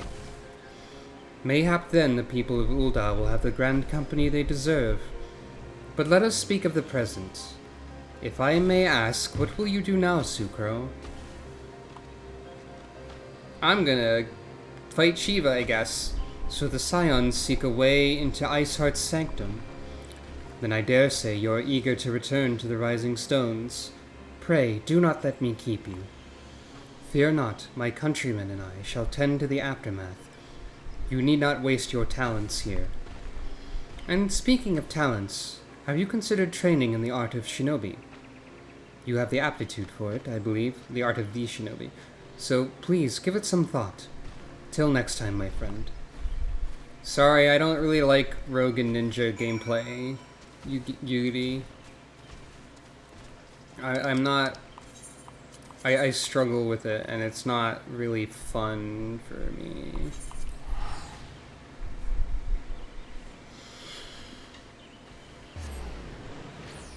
Plus, I'm a healer now.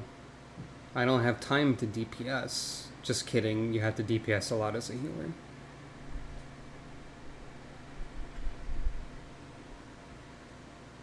Hello, and welcome. A lot of the times when I say hello, I feel like I'm sort of slipping into a Mario voice. Like, hello! That's just kind of the way I enunciate that word when it's by itself. Oh well, it's okay to be Mario sometimes.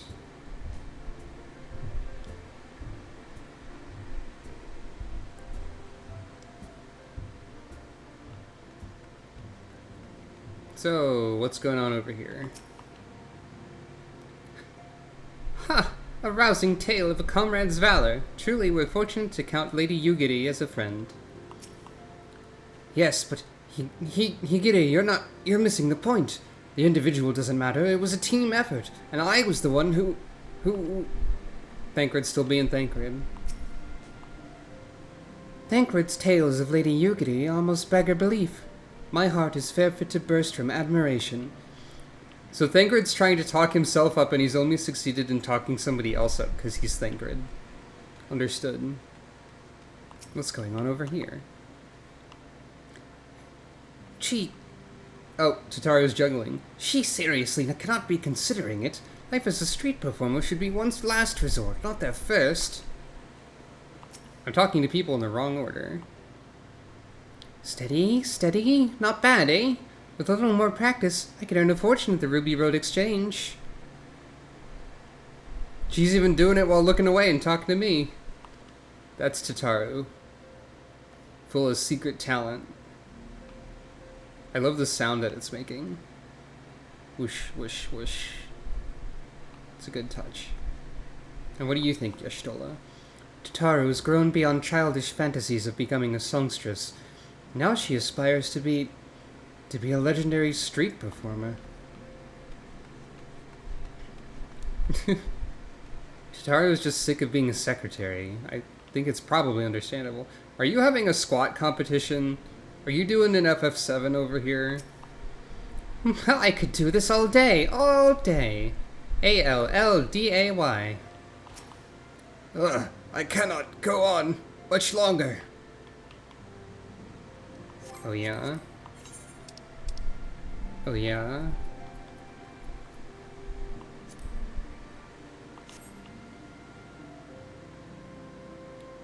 I'm the real champion here. Anyway, I got bored, never mind. Strength, Hori! On your honor as a scion, I forbid you to surrender. It's a battle of wills, a struggle for supremacy. Our fighting styles may differ, but this unyielding spirit is the same in warriors the world over.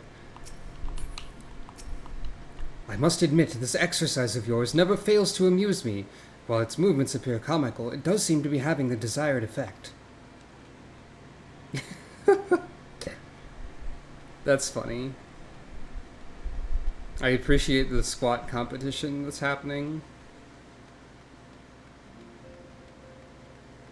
I appreciate that Thancred is failing to do anything at all because he's Thancred. He gets better eventually, probably.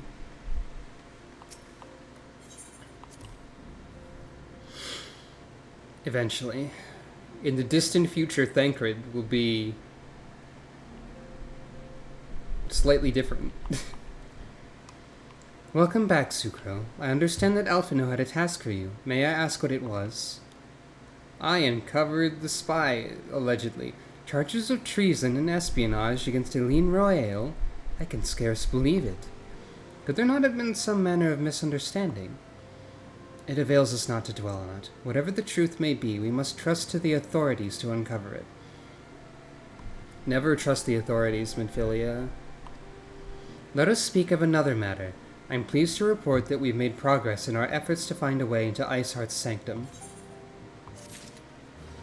That's good.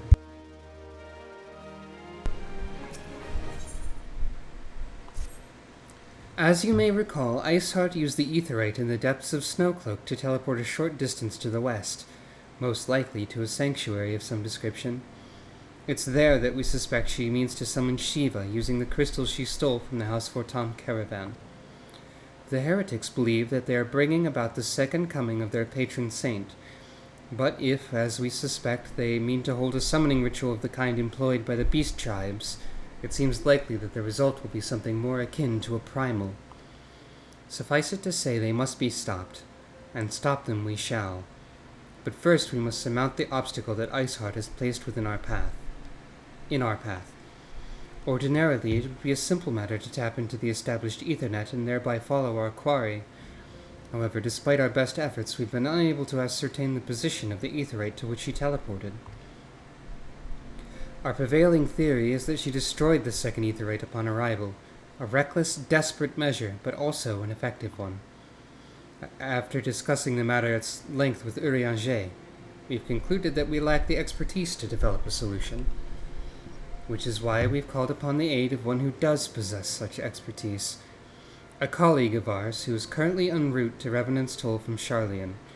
She should be arriving within the hour, in fact. Since you're here, mayhap we could welcome her together. I'm certain she would appreciate the gesture. Let us make our way to the northern gates and await her coming. Now, who could this be?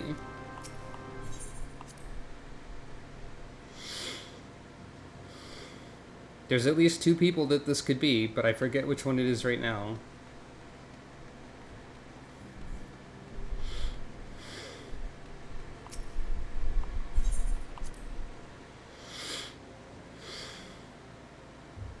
I feel like I don't remember either of them being relevant yet.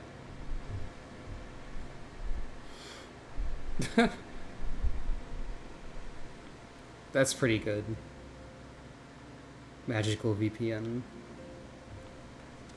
That reminds me, considering how often VPN related things are sponsors for random YouTube videos arbitrarily. According to Stream Elements, I have an offer for a sponsored stream that I could do, which is really funny to me considering my average viewership is like a small 2-digit number, if not 1 digit. And of course, the sponsored stream that I could choose to do is Raid Shadow Legends, because it's always that. I'm not gonna do that, probably.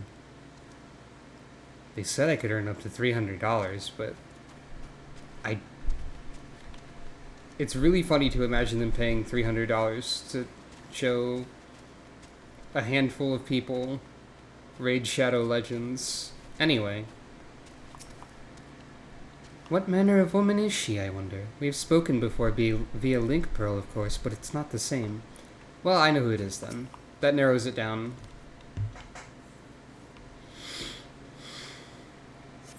Don't remember what her voice is like.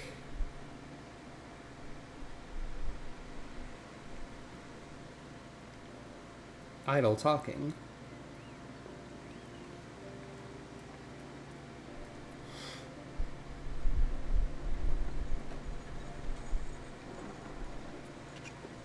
The design of the chocobo carriages is fascinating.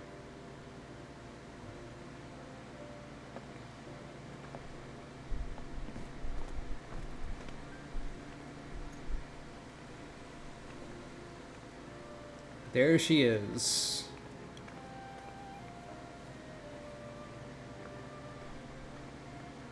Minfilia, am I right? Well, that's what her voice sounds like. None other. I bid you welcome to Revenant's Toll, and thank you for traveling so far on such short notice. As if I could ever say no to Urianger. Moonbreeder is an accomplished Charlian scholar, and an authority on aetherite technologies. She has played an invaluable role in our search for a means to capture Ascian souls. Say hello to Moonbreeda, Charmed, everyone. I'm sure. Thumbs up. She seems a friendly sort. Sucrose seems to think so, at least.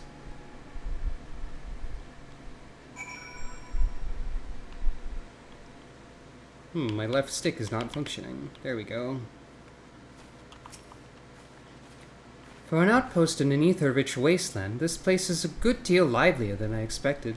Just goes to show that you never know until you know. Let us return to the Rising Stones at once, then. We have much to discuss.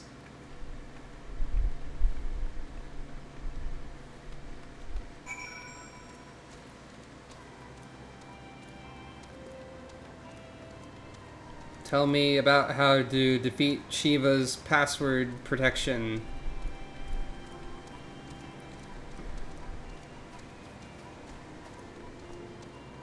Shiva's two-step authorization.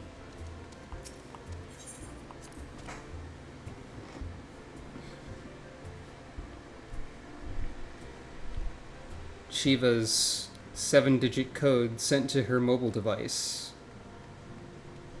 that is needed to use the Aetherite. I mean, Iceheart. I keep saying Shiva. Shiva's going to happen. Shiva's not happened yet. Is that Supsimati on the wall back there? I'm amazed you managed to find all the pieces after, well, you know.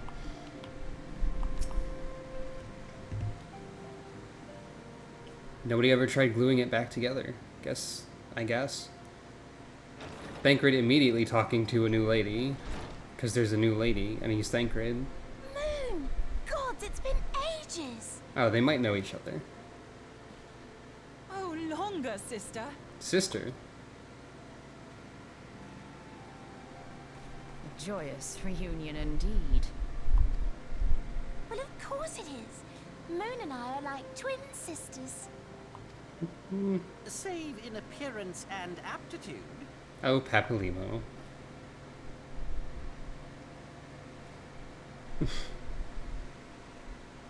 Silently laughing. Everyone, if I could have your attention. We have with us an esteemed guest who has come from Sharlayan to assist us. I bid Moonbreeder join us here that she might share with us her extensive knowledge of Aetherites. Also, as many of you are already aware, she has been overseeing our research into white auracite, a sample of which she has been good enough to bring with her. Auracite? Have they actually said that word yet? That's appeared elsewhere in the series as well.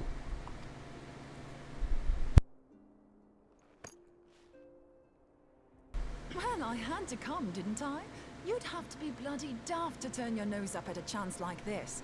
Where better to conduct my final tests than a land so steeped in ether you can taste it?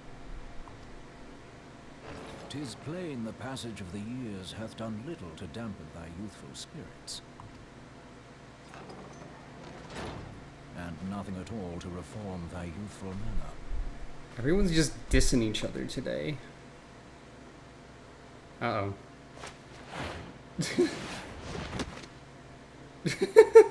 Oriange, where in the hells have you been hiding? Oriange, get hugged. Unhand me.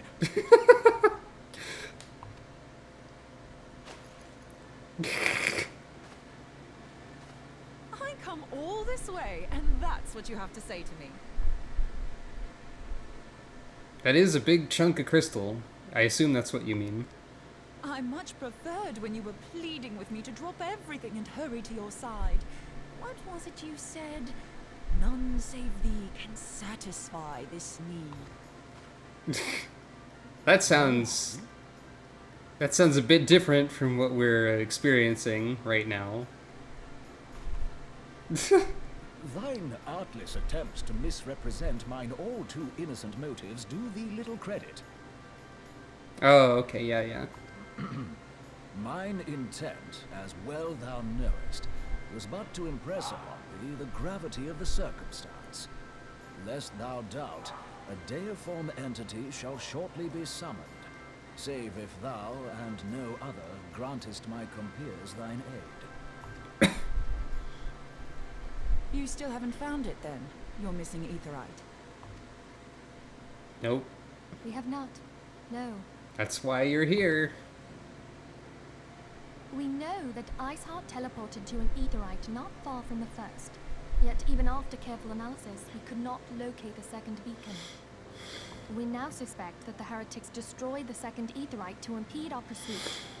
Our allies continue to scour Snowcloak for Iceheart's sanctuary, but we have no guarantee that they will find it. Yet it must be found, for even now Iceheart prepares to call upon Saint Shiva. I'm sorry, but if the Aetherite's been destroyed, then that's that. Although, you're absolutely sure she used the first Aetherite, are you? She didn't just use teleportation magics? Yeah, she could have just used, like, return. Or, like, teleported from elsewhere. One of our own bore witness to her escape. I can say with absolute certainty that Iceheart used the Aetherite. Actually, yeah, that's true. She didn't start floating up into the air for a few seconds before teleporting. She just kind of booped away. That's how animation works in this game. Hi. In that case, I'm a cat. There might be a way, so long as the ethereal current is still flowing. Truly? How? We use the current to recreate the beacon. As you know, Aetherites are a bit like lighthouses. Did we know use them that? to reconstitute our physical forms when crossing the ethereal sea. Without them, we'd lose all sense of direction, and our essence would dissipate. I guess the player didn't know that, but all of these people should know this. However, we don't rely solely on these beacons. There are currents of ether which flow between them, currents which help guide us to our destination. Now, these currents will gradually dwindle away to nothing if an Aetherite is destroyed. But if even a sluggish flow remains, we could theoretically use it to direct a surge of concentrated ether towards the void left by the beacon, and thereby fill it up again. Alright. Like opening the floodgates to fill a dry riverbed. Though, correct me if I'm wrong, but would we not need a veritable reservoir of ether? In concert, we might manage to channel a sufficient volume, yet that is not my chief concern. To direct the flow of so great a volume of ether with the requisite precision would be a nigh impossible task in itself. I barely succeeded in facilitating travel to an unattuned beacon. That which you describe sounds considerably more difficult.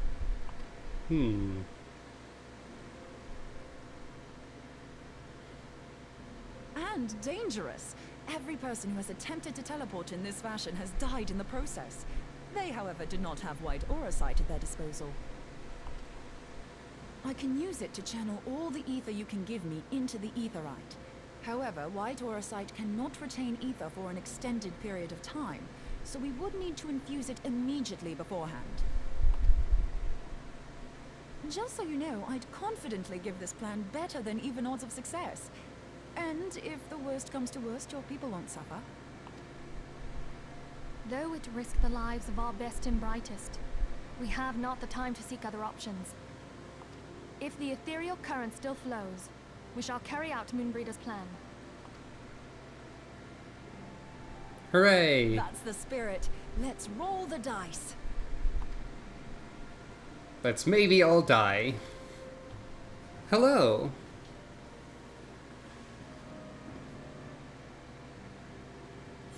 Hi. Welcome. I received a bowl of bacon broth for something. Though technically a soup, this Ixali dish consists mainly of large slabs of smoked bacon boiled with several other lesser ingredients.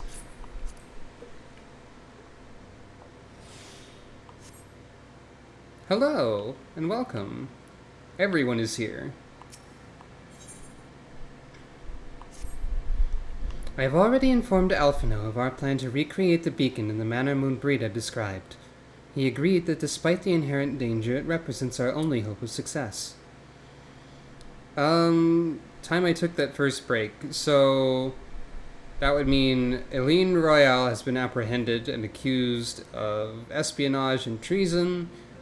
Moonbreda showed up, and we're going to go use a white aura site to do a risky maneuver to get to Shiva Zone. Stop Iceheart and her shenanigans. He also said that he wished to meet with you at Snowcloak before proceeding.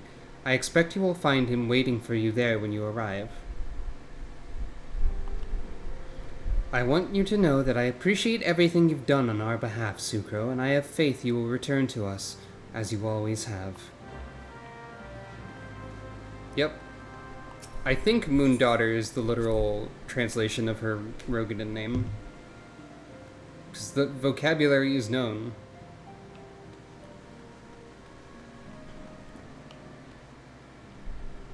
Oh, Tatara, did you give up on juggling already?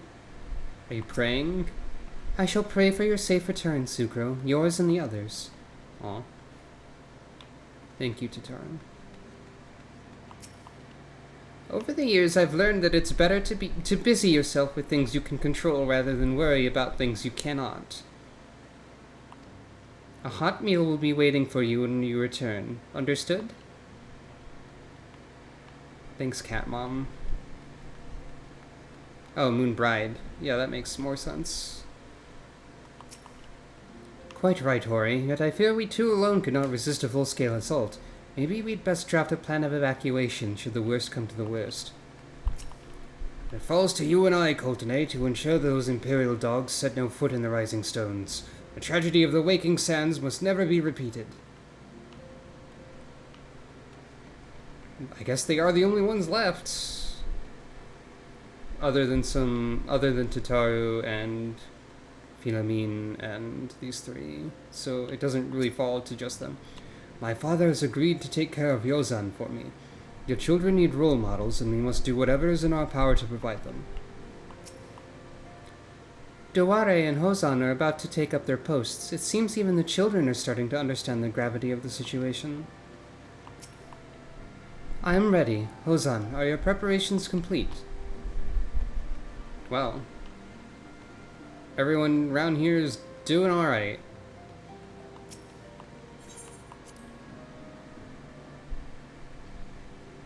And yeah, Moonbraid is pretty cool.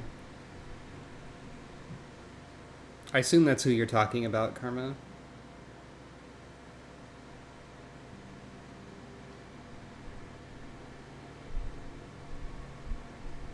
It's really good that her introduction involves her, like, making fun of Urianger and also, like, hugging him.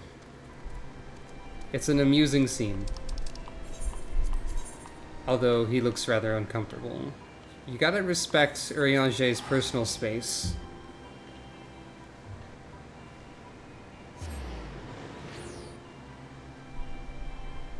Urianger cares a lot about personal space, and then later on he cares a lot about space in general because he becomes an astrologian.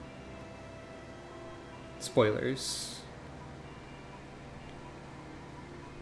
I guess that's one way to read it.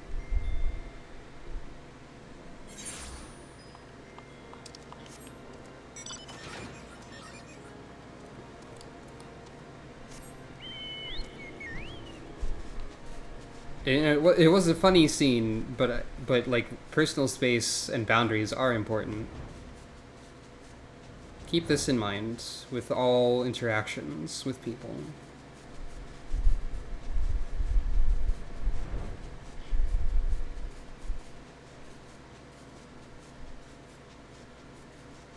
That's just a general statement to everyone. Just a little bit of advice, I guess. I don't know what I'm talking about. Sometimes words just happen, and they could be attributed to me, but who knows?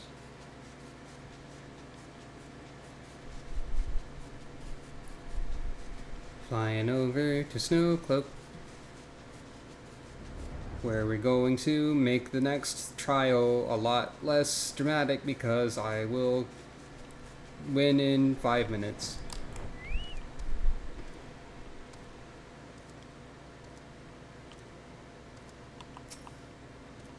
Trust in the power of the white auracite, Sucro, and in me, of course. Tis not a matter of training your eyes, I fear. Without foreknowledge or serendipity, we will never find every tunnel. The very land conspires against us, the broken ice ever reforming to conceal the entrances. I see Emmerich has gone home.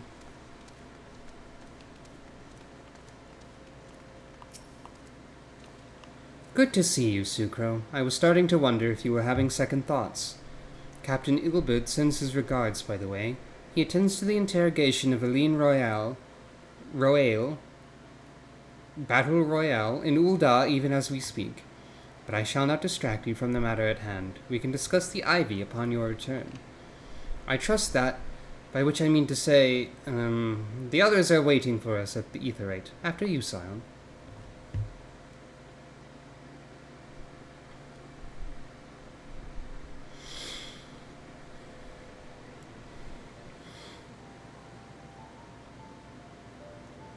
Well, it was easy enough to get back here despite everything. So that's good. Do we all need to be here? I guess we're all channeling the ether into the artist site, actually, so yes.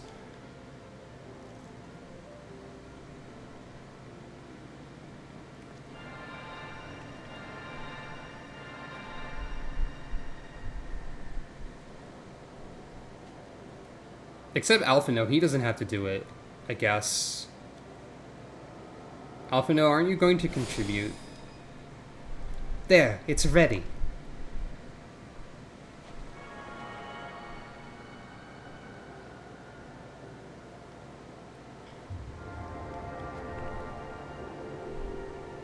Well, hey, that seems to have done something.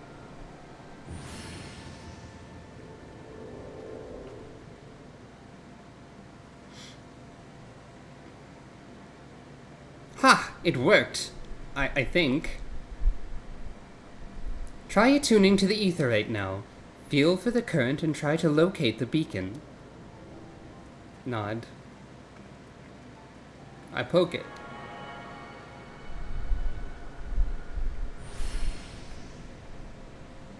This is just a thing people do constantly. We've done all we can, Sucro. For now, let us withdraw.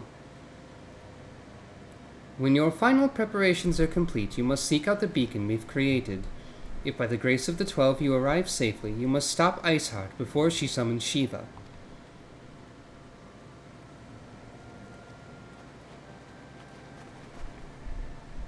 And then we just leave again. Aren't we, like, in a hurry? Come on, y'all. Like, I get it, but at the same time...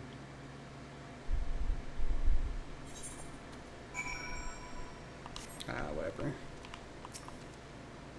I have a mind to join you, but Urianger made me promise I wouldn't. Apparently, the thought of me becoming Shiva's thrall was too much to bear. Huh, as if I'd give her the chance. My R's are automatically rolling again, sometimes. We cannot ignore the possibility that our actions have alerted Iceheart to our plans. Should that be the case, she may attempt to hasten the completion of the summoning ritual, and if she succeeds, you will have little choice but to face Shiva in battle. Knowing little of this saint, I cannot say if your own strength will suffice. And so I would encourage you to call upon your allies. Some may have reservations about wagering their lives on the success of Moonbreeda's experiment, but others will surely agree that desperate times call for desperate measures. Before you assemble your party, pray speak with that knight. I believe he has a message from you, from Sir Emmerich. I think the dangerous part might be when we try to teleport to the beacon, because we're just sort of going through the ethereal sea and hoping that there's a point we can reconstitute at. Madam, Sir Emmerich regrets that he could not be here in person and asks that I read to this letter. Okay. Ishgard faces an unprecedented threat, yet in our hour of need it is not her knights who stand poised to defend her. Sucro Funk, the warrior of light, savior of Eorzea, your deeds this day shall not be forgotten. Where others would flee, you choose to remain. Where others would falter, you rise to the challenge. Where others would use their gifts for selfish ends, you wield yours in service to a greater cause. May Halone bless you with good fortune and see you safely home. Gee, it seems like we might have to fight Shiva. Well, let's see how quickly this happens with an unrestricted party.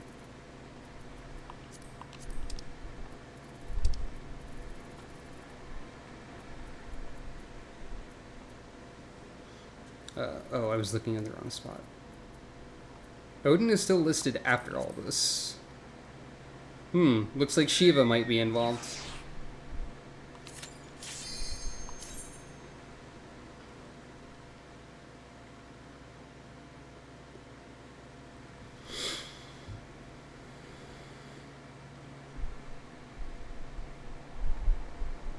Hey, Iceheart, how you doing? Cool amphitheater.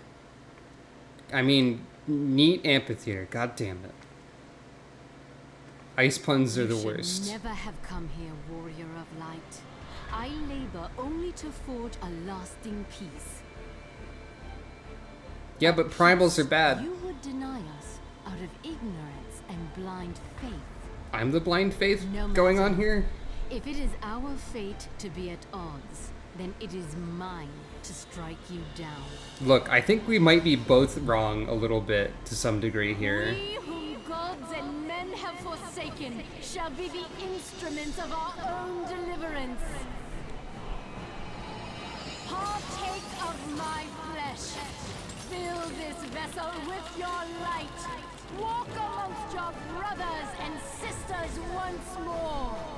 Oh, Saint Shiva, still the hatred within our hearts and bless us with eternal grace. Imagine if she just got frozen there and then, like, nothing ever happened from that and she was just gone. That's a cool effect, though.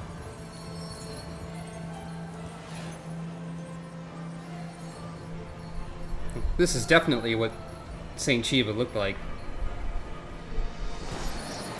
in the past. Probably. Maybe.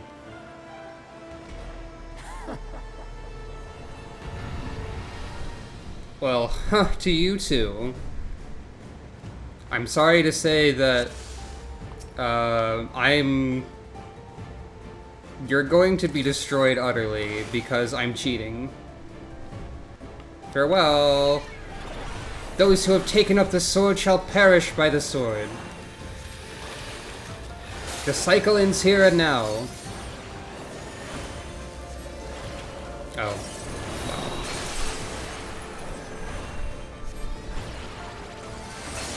That was the wrong thing. Rise to join in the chorus. Alright.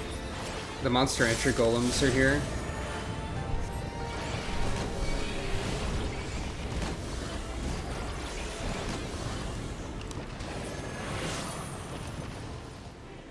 Embrace the serenity.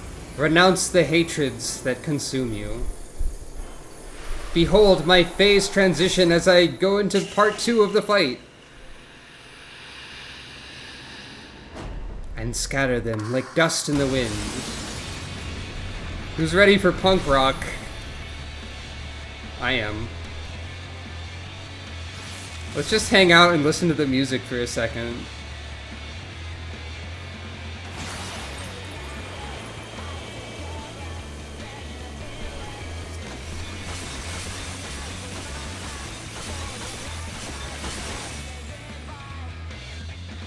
Eh.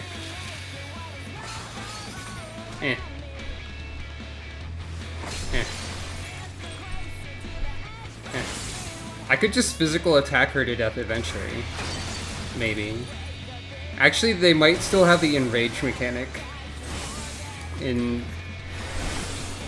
So maybe that's not a good idea.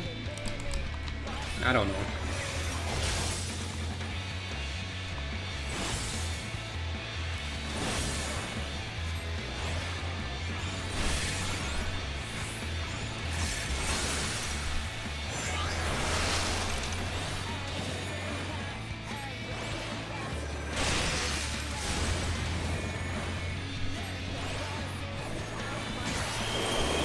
Bye. There's a part of those lyrics that sound like she says the words Rankin-Bass, which is funny to me. She does not. But that gives me a good excuse for having drawn the Snow Miser Shiva that I did that one time not long ago.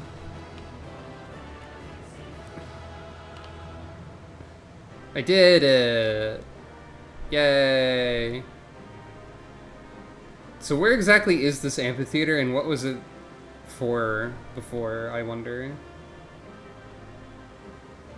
I've never really looked at the pattern on the ground either. There's like some dragons here.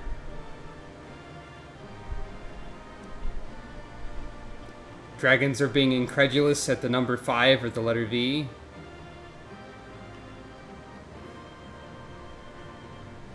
You know, one of those. I don't think you mentioned those misheard lyrics before.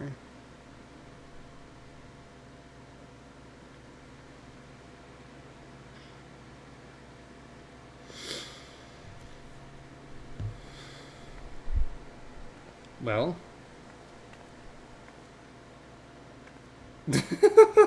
That's pretty good. Hey, Iceheart. How you feeling? A little bit sad. Little bit wounded. Fool. Blind, bloody fool. Look, Iceheart, I don't have all of the context. However, I do know that primals existing is bad, because they drain the ether of the land around them.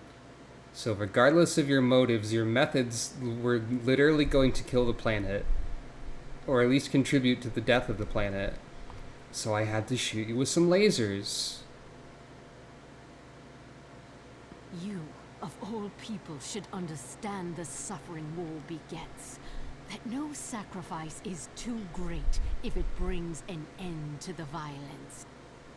You can't sacrifice everything, you'll have nothing left. Iceheart. Mine is the righteous cause. You did miss Shiva. Just barely. You fight in a war you do not understand. Sorry. A pawn of liars and schemers. And they are no less ignorant than you, following the creed of their fathers without question, never thinking to ask why. I mean, Iceheart, you're making some valid points. Trapped in the delusion of their own creation and blind to the truth. You're making valid points, but also you were going to harm the worlds. Look, it's not that complicated, honestly. Warrior of light, redemption is not beyond us. We who walk before may lead those who walk after. Sucro, I don't know what this expression on Sucro's face means right now, but it looks like slightly confused.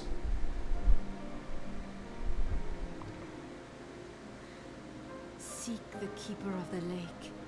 See with eyes unclouded. I could just fight her again. Do not squander a mother's gift. Yeah, this is... I was thinking of Crypto when I was describing how she was harming the worlds. So, you're not far off from what I was actually thinking about. I don't think I got a weapon coffer, and also the sage weapons don't... Sages don't have one for this. Hey, she called Heidelin mother. What does that mean? Hey, she said the important 3 words. What does that mean? What does that mean? Whoa! Remember, hear, feel, think? Sucro remembers.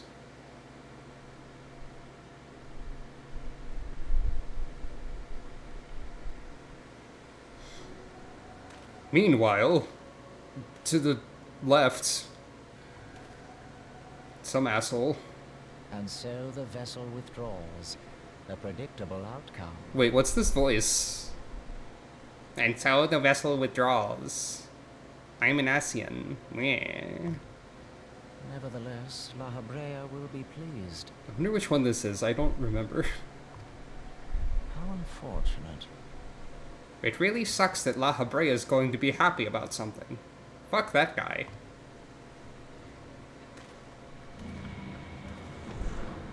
That's the problem with a lot of early game Asians, is that, like, they don't make an impression. Well, that guy did because he had a voice that was mildly amusing to me. Did I get, like, any... I have coffee. I don't think I have a weapon coffer. I think I just have a coffee. Similar, but different.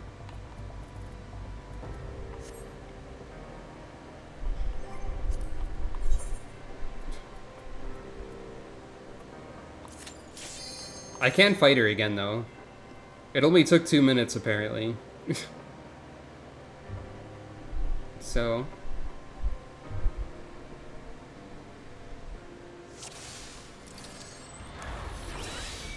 what if I just, like, try to win fast this time?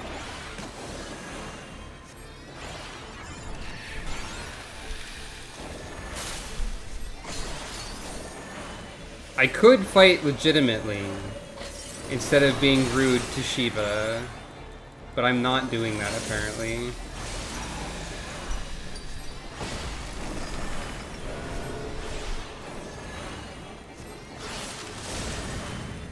Oh.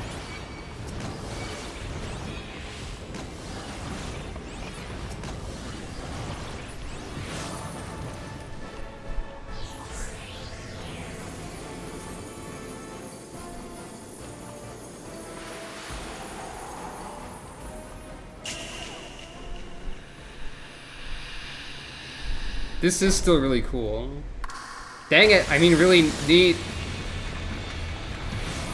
Shiva, the ice puns, they're killing me.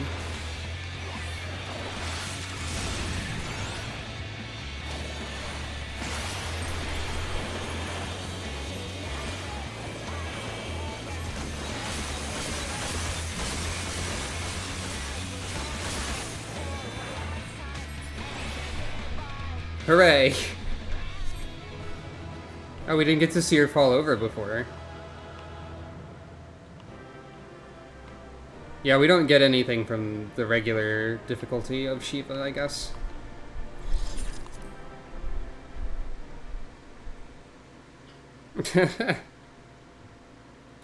Yeah. Like, thinking about the Ascians that we know... Well, it was labeled as question marks, so we don't know them at all. So that doesn't help. Oh, did I defeat her too fast? You wanted to hear the song or something? Sorry.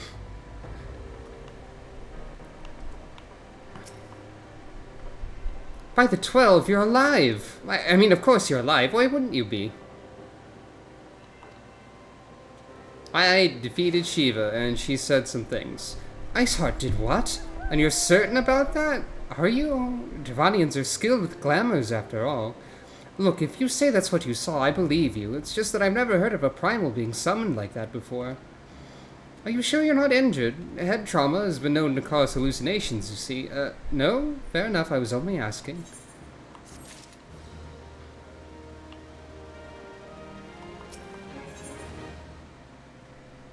Moonbreeder remains unconvinced that you've not sustained a head injury. If you ask me, there's not to be gained from mulling over the implications of your story in the freezing cold. Let's save it for the Rising Stones, eh? I'll get everyone to meet us there. But before that, you'd best pay a visit to Whitebrim Front and speak with Alphino. He's probably worried sick about you. Battery is busy playing at politics with the Ishgardians. Either way, I'm sure he'll be delighted to see you hale and healthy. Speaking of which, you don't have a headache or anything, do you? No? Bird vision? Oh, no reason. See you again soon. Yeah. Apparently, I've decided to voice Moonbreeder with a little bit of Ida energy. I guess they did say that they were sisters. So that makes sense, actually. I've justified my decision and now I'm never going to think about it again. Just kidding. I probably will. Hey, Alphino. Where are you at? Alphino, how's politics going?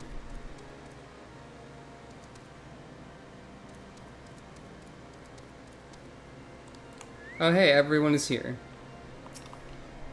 That you stand here now is proof of your mission's success. Praise be to Halone. 'Tis customary to report to one's commanding officer after completing a mission. Oh, that's good. Taciturn Temple Knight over here just like, talk to the fucking quest NPC, idiot. God. I still remember the first time you entered these chambers. Suffice it to say, I never imagined that one day I would be so glad of your return. Welcome, my friend, welcome.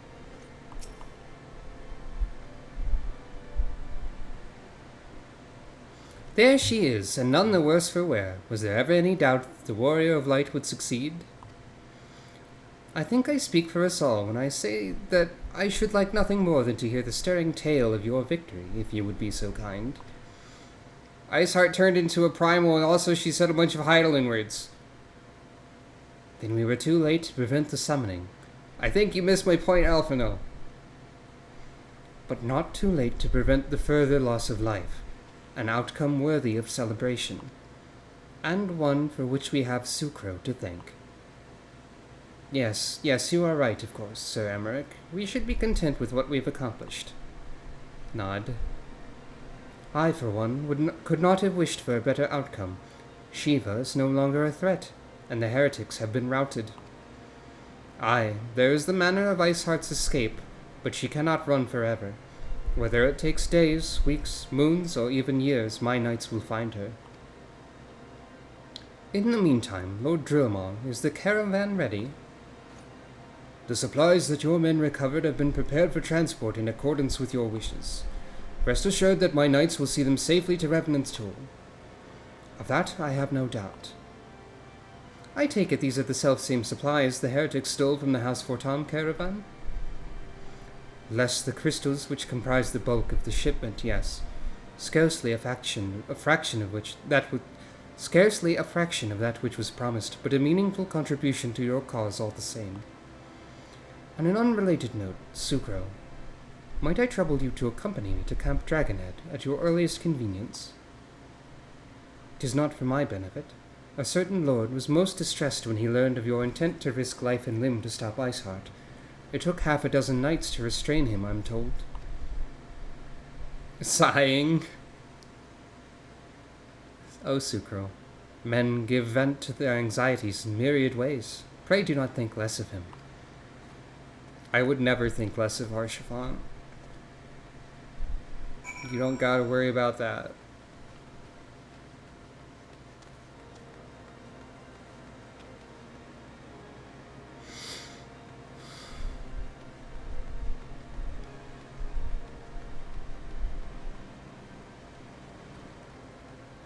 It'd be really funny if it wasn't Harshaphant. It was just like one of the random other people that you talk to. By the way, for those who weren't here earlier, a rare occurrence of the invisible floor is here. Amazing. In its natural environment. You sure don't ascend very quickly in this game. I guess it's never a major concern. Well, you can do that too. You don't ascend very quickly by holding the dedicated ascend button. By which I mean the jump button when you're in the air.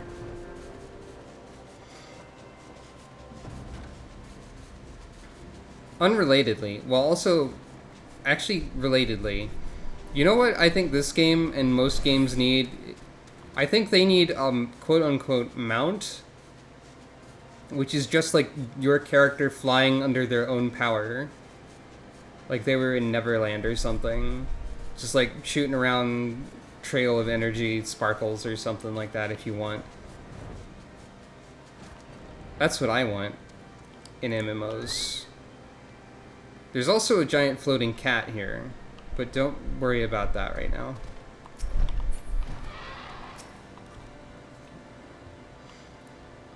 And a giant cat boy with no shirt. And no pants. And no clothing. Get out of my camera, please. I cannot remove him from my camera. If our business here is concluded, we should attend to Sir Emmerich and the Intercessory. Wait. Our business isn't concluded. We have to talk to Harshaphant. What were you thinking, Sucro? Wagering your very being on a dubious theory which might allow you to enter Iceheart's lair, knowing full well that she could have sufficient forewarning to complete her ritual to summon Shiva anyway, and then engaging the abomination in mortal combat. By the fury, Sucro, 'tis the stuff of ballads, a battle for the ages. Would that I had been there to fight by your side. Yet here I was forced to wait, condemned to wonder at the fate of a dear friend for a veritable eternity. I would not wish for such torture on my most hated enemy. But you are here now, and that's truly what matters. Let's move on. Sir Emmerich wished to have words with you and Master Alphino in private. He awaits us at the Intercessory. Nod.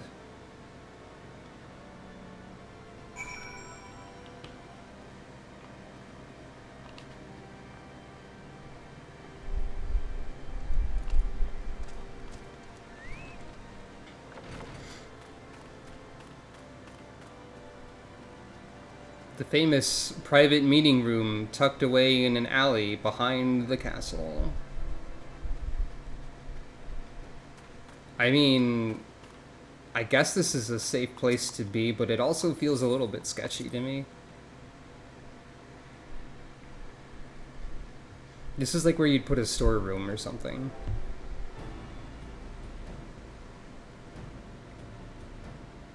On behalf of the Holy See of Ishgard, allow me to express my deepest thanks. You're welcome. Never before have we been required to contend with a primal. Indeed, there were fears in some quarters that our knights might not be equal to the task. They probably wouldn't be. From what we have now learned of these beings, I can say with certainty that we would have lost a great many men had the Scions not intervened. Then the argument for preemptive action should be self-evident. Perchance now you will reconsider my proposal that Ishgard move against Notalan.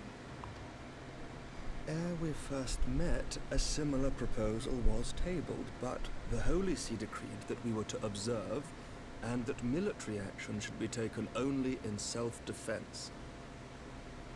Alphino, remember that you're appealing to someone who doesn't have the authority to actually make this decision? Because Emmerich is kind of like, he can't really... The Pope is doing all the decision-making here. All things considered, it was not an unreasonable decision. Since the calamity, 2 vigils have fallen to the Horde, while Garuda has never shown any inclination to storm the gates of judgment. Do you think Storm is an intentional pun here because it's Garuda and she's the Wind Primal? Do you think Emmerich did this pun on purpose and is being very poker face about it, or do you think Emmerich did this by accident and doesn't even realize it? Probably the latter. Which is why this unprecedented crisis and its resolution may prompt a change in policy. You who have faced these primals know well the threat they pose. Ishgard did not. Not until now. And there is naught like a brush with death to change a man's outlook. At the very least, this should silence any lingering objections to our arrangement with Revenant's Toll. The Holy See may even feel moved to grant us its formal endorsement. I doubt that. They kind of suck. So far as it is possible, the Scions shall be compensated for their service. We should be grateful for any aid you can provide. As a gesture of good faith, I shall withdraw my previous request. Your people are doubtless needed elsewhere. Alphino sounded like, during that last word, the last line delivery, he started to yawn. That will not be necessary. We too have a vested interest in watching Dravania's movements. I see. Once more, I must thank you. Sir Emmerich, if I may, do you truly believe that Midgard-Zomer could return? Midgard-Zomer, right. I keep thinking like Midgard-Sormer. I think they change how they say this, though. Like how they don't say Yashtola correctly after a while. But those who interpret their movements are not infallible. I requested your involvement as a precautionary measure. Oh, Midgard-Sormer is correct and Alphino's wrong here. Okay. Sir Emmerich, have you heard about the Midgard-Zalem? Oh boy. But of course, you sought an excuse to compensate us from the first, mindful of what would happen if Revenant's Toll were taken by your enemies. Ishgard is not wont to aid its neighbors, but that does not preclude it from manipulating them to serve its own interests. Sucro's face here. Suko? That's somebody else. Sucro's face here is just like... gasp. Choose your next words carefully.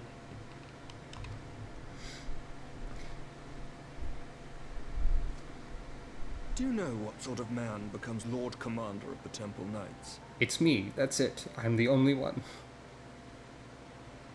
One who comes from good stock. I did not. Yet here I am now. Why do you suppose that is?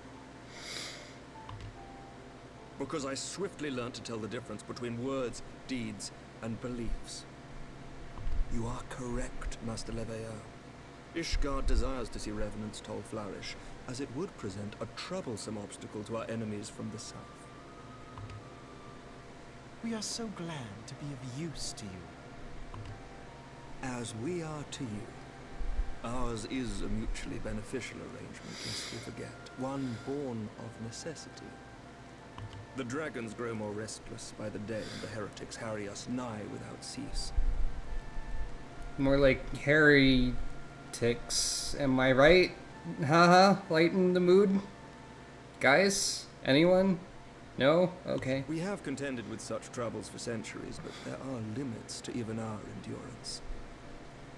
Yet as a pauper is loath to part with his meager possessions, the leaders of Ishgard are not wont to render up their trust to outsiders.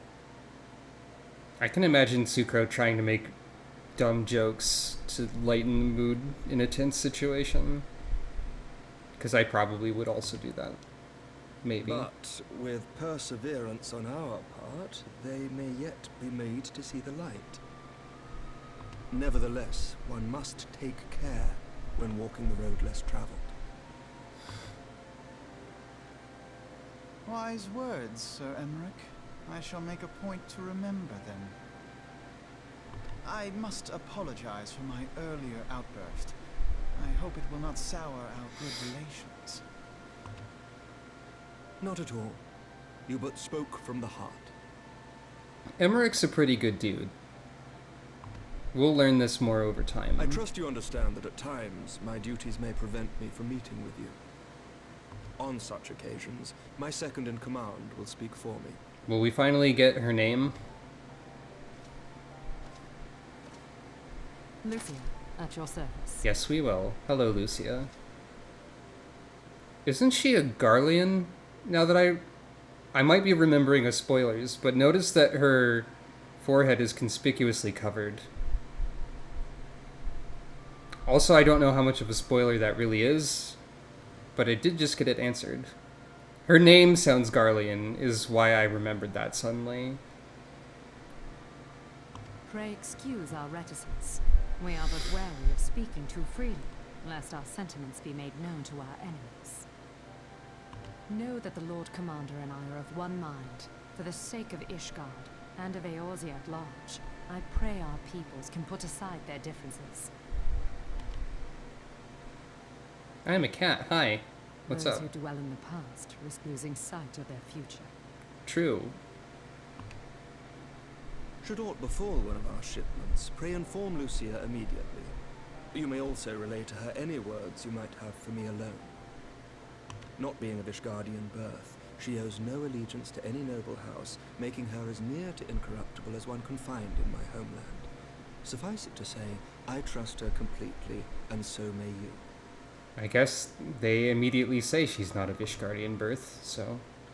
Which reminds me, Lord Orshafon, if you would be so kind. Orshafon. I've been saying it slightly wrong, maybe. Certainly. Or maybe they changed that too. Orshafon. Orshafon. Well, In times such as these, trust is ever in short supply. Mayhap this will go some way to rectify the problem. The results of our investigation into the heretics' recent attacks, as well as our interrogation of the merchant you detained. Sir Emmerich, I cannot thank you enough. Think nothing of it.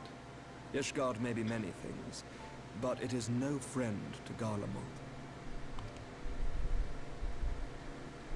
Did I not tell you to have faith, my friend? you probably did.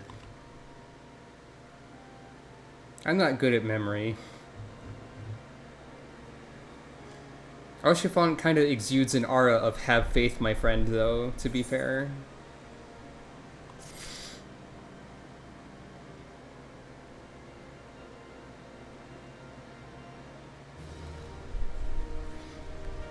I do actually kind of want to hear Alphino accidentally call Midgardsorm or Midgardsolemn, or anyone for that matter. It would seem we have much to discuss with our friends of the Rising Stones. If what you say is true, Iceheart's method of summoning Shiva defies all precedent. It necessitates a complete reappraisal of the primal threat and of our approach to combating it. Moreover, there are grave ramifications if word of this incident reaches Imperial ears. The Garlean Empire believes that primals are an insufferable menace, that their mere existence is a threat to this very star. As such, they deem any action taken against the beast tribes to be justified by default. Imagine then if it became known that it was not only the beast tribes of Eorzea that could summon the primals, but her civilized peoples as well. Any lingering objections to the Eorzean campaign would vanish overnight. That was a whistle.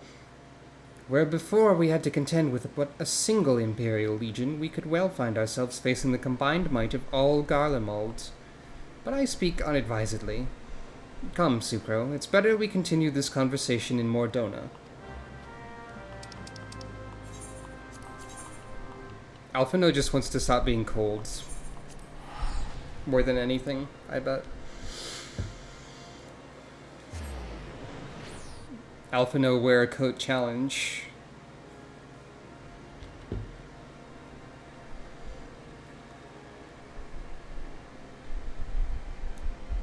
Everybody wear extra layers in cold weather challenge. Nobody in this game knows how to do that on demand.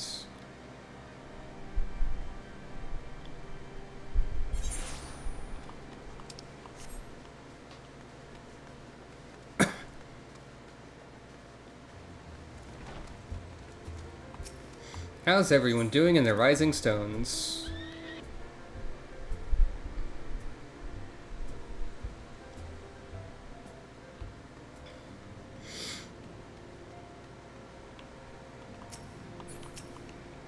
I do not fault Sir Emmerich for being less than forthcoming with his beliefs. Not even the Highborn are beyond the reach of the Inquisition. I think they kind of probably are, actually. True, young leaders can be more amenable to new ideas. Then again, their lack of experience and influence can hinder their ability to enact reforms.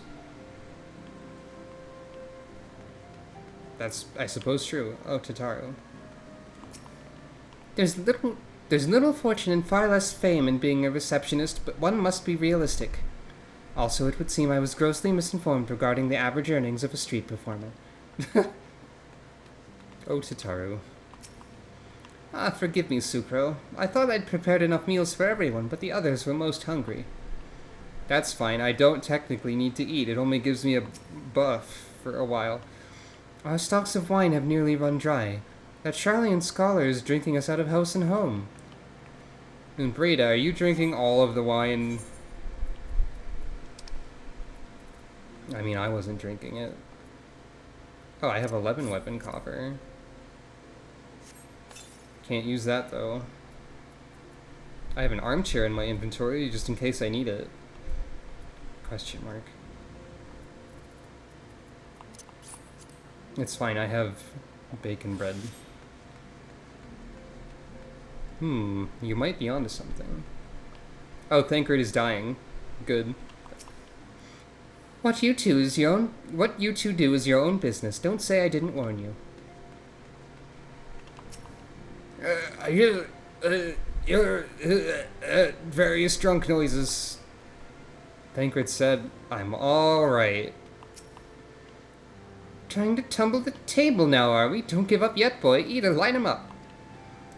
Thancred cannot hold liquor as much as Moonbreda can, is what we've learned. Also, so once again, Thancred is being destroyed by everything around him, as he deserves, maybe. A sip before practice, a sip after practice, and all too often a sip during practice. I do believe Moonbreda's having quite the bad influence on you. Calm yourself, various drunk noises. Okay. I have no real interest in reading dialogue of drunk characters, to be frank. Anyone else? I don't find alcohol and the effects of it particularly entertaining, except for when Thancred is getting owned, which is always entertaining.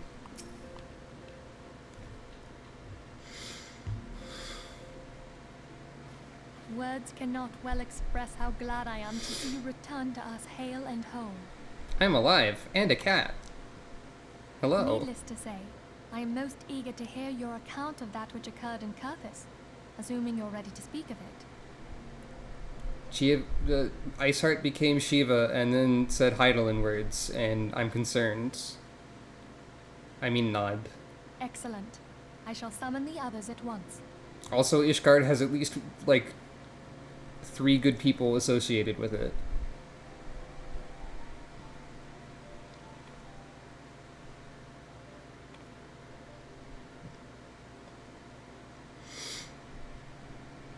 Everyone... Iceheart used her own body as a vessel for a primal soul? She sure did, and then it came back afterwards, so, like... She just was Shiva. Master Louis Soir's writings make no mention of such a possibility. Can we be certain this entity was a primal? Yes. As certain as we can be that good King Mogulmog the 12th was a primal, I should think. Both were ostensibly summoned. Let's not quibble over definitions. Of more concern is the implication that Iceheart retained her will, even after she was possessed. We are talking about a mortal, wielding the power of a primal. And being killed by lasers in less than 2 minutes, so what's the problem? It can't possibly be that easy, can it? There must be some sort of sacrifice required. Or maybe she's just special? Hey, let's find out. Let's gather all of our crystals and and just pile them up, and we can Scrooge McDuck around in them while wishing that we were cool and see what happens. Nothing could possibly go wrong. What primal would be the result of I wish I was cool? I don't think that's specific enough for a primal. I think I would need to refine this plan more. What qualities this woman possesseth, I know not. But full sure am I that she was groomed for this role. Few are privy to the secrets of summoning, and but a single party standeth to profit from their dissemination. Well, I wouldn't presume to comment on how the lass came to know about summoning, but I will say that what she summoned was a primal.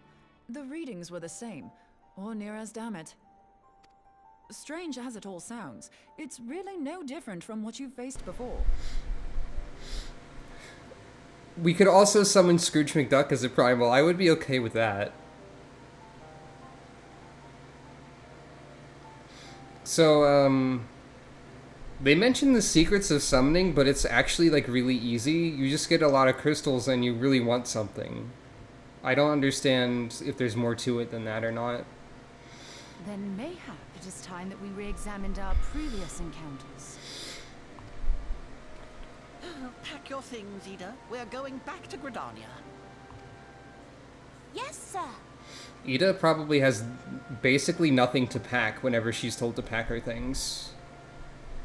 She already packs a punch. Final words to you. I can't do a but-tish on a desk. Okay. Yeah, here, Phil, think. Hear, What up? Feel. Think. Yeah. I do those things all the Eidolon time. Speaks to her as well. Yep. If Iceheart is blessed with the power of the Echo, she will doubtless have used it to further her goals.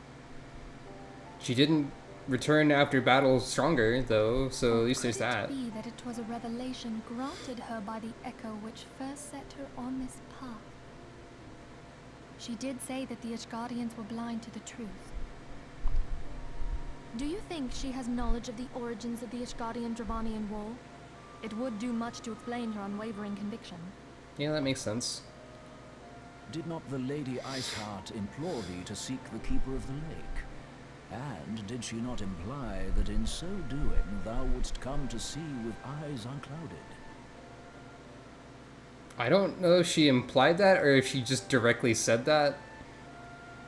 I feel like she said that and I already forgot, but maybe that's just Urianger embellishing a little bit. Midgard Zoma was a king amongst kings. They're saying it who reigned wrong for now. Centuries on end. But he is dead and his wisdom lost to the ages. Unless the Ishgardians' fears are well founded. It would seem we have yet another reason to stand watch over the Keeper of the Lake. For a mercy, we are well positioned to do so. Why is everyone saying Zomer? Iceheart, Shiva, Ascians, and Midgard Zoma. I shudder to think how they're all connected. I think we already know how they're all connected, though. Like, for the most part. We don't know anything about the Midgar Zalem or whatever you're talking about. I'm gonna keep saying that because it's funny to me.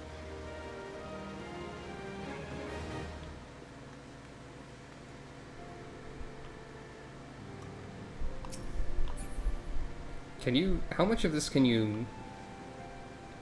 Absolutely none of it. That's an unreadable schedule. Okay. Can I... Yeah, I can sit here. And then talk to Minfilia. Oh. I mean to scour the annals for knowledge of Midgard Sormer.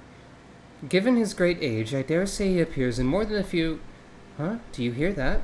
The commotion outside. Would you see if aught is amiss? There's always something amiss, Minfilia. There's literally never not something...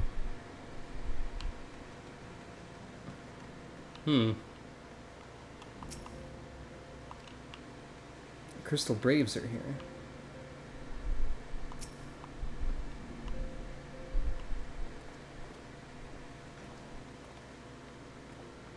Sucro, 'tis well that you're on hand. We have a problem. Roeal has escaped. It happened shortly after the Immortal Flames took her into custody. She'd been placed in a dungeon cell ahead of her coming trial, but apparently the accommodation was not to her liking. The turnkey was found slain along with 2 guards. 'Tis plain she received inside help. Citizens report seeing Roeal quitting the city via the Gate of Nald with a bloodied spear in her hand. She makes for Castrum Meridianum, I'm certain of it. With her fate in Eorzea as good as sealed, what recourse has she but to flee to her imperial masters? Even as we speak, Captain Ilbert and the First are hot upon Roeal's heels. Pray make haste to Camp Bluefog and join the hunt. Right. This part. A clearly agitated Alphino informs you various things. Oh, there we go.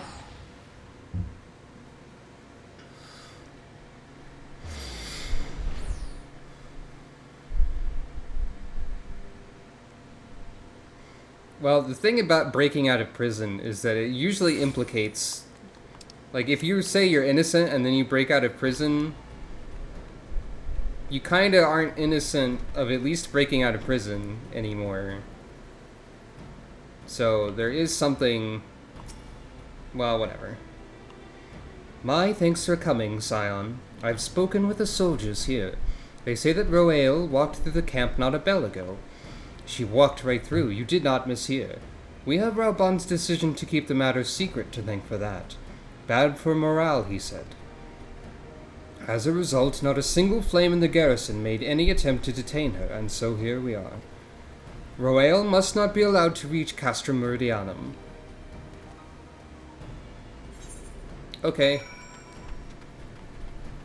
The funny thing is this probably gonna be a synced... like a level synced mission, so she'll technically be more difficult to defeat than Shiva was, because I can't cheat. And it's funny to imagine that that is canon. Hey, cool tube.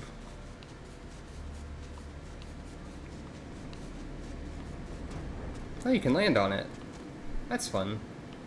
I'm on the tube.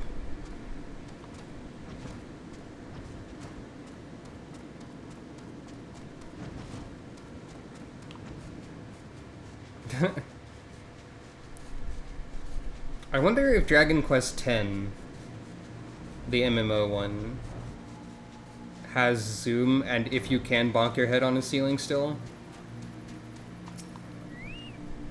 Was that really necessary? I'd better be compensated for the additional exertion you caused me. Yuya Hase only wants money and that's it. That's his whole character. Keep this in mind for later, maybe. If he shows up again and does more things. That's the sound of combat. This wretch was with Roeal. He threw himself at us that his mistress might escape. She didn't blink when we cut him down, not even when he started screaming. No loyalty even to her own. The goddamn harpy. Spit. With me, Scion, we almost have her.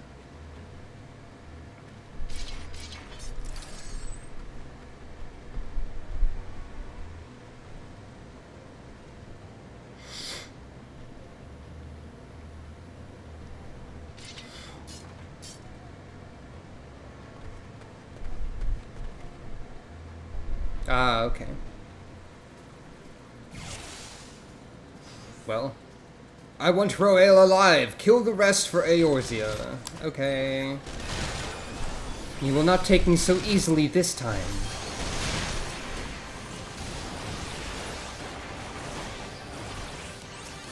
This will still be not too difficult, because even, like, level sync doesn't...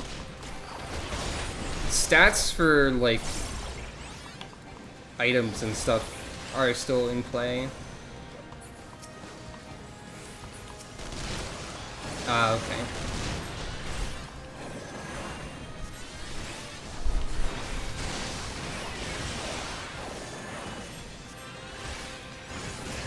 Show them no quarter.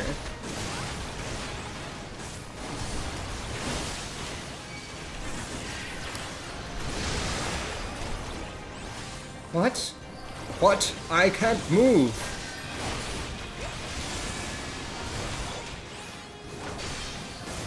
More reinforcements? They really aren't paying me enough. Fools, you cannot stand against the Empire. Yeah, we can. They have healers. Kill them first.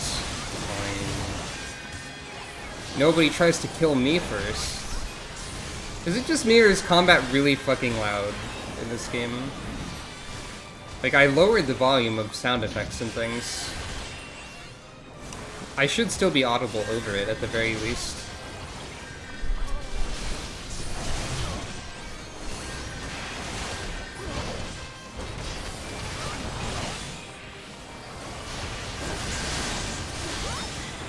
She's at 1 HP.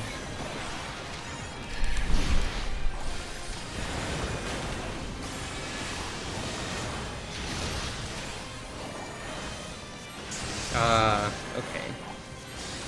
Zoom stones, then. Makes sense.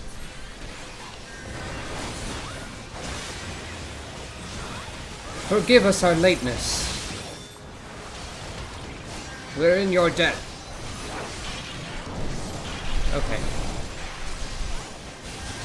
The circle fetters those who wander within it, lure the enemy to it. That's not really necessary, but okay. Why do you have to put the circle right next to the part of the map that is not in the mission anymore, though?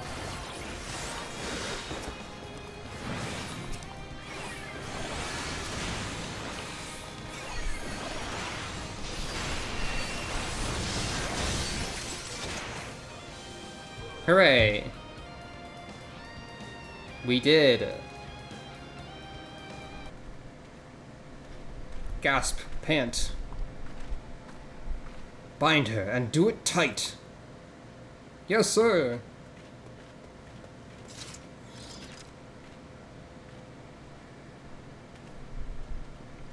Good work, men.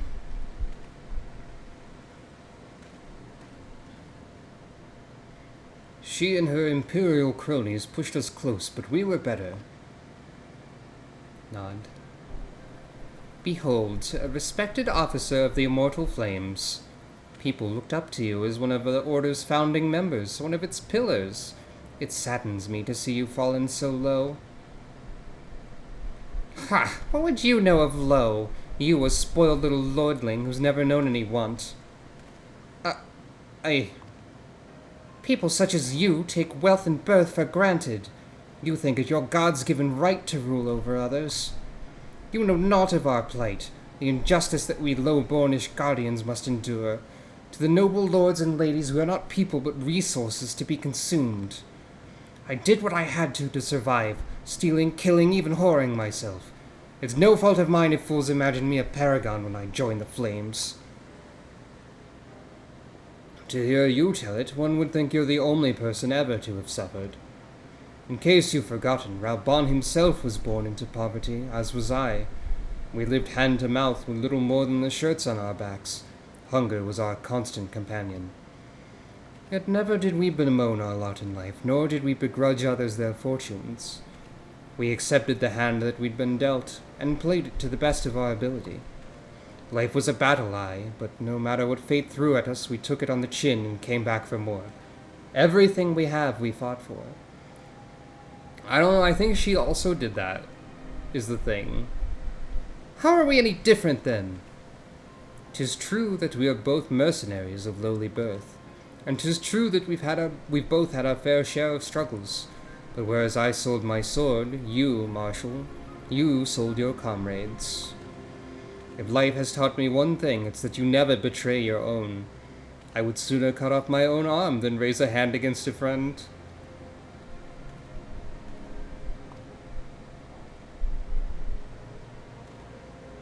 But enough talk. How about you? No, I mean, you will return to Uldar to face justice, and the people whose trust you've dragged through the gutter.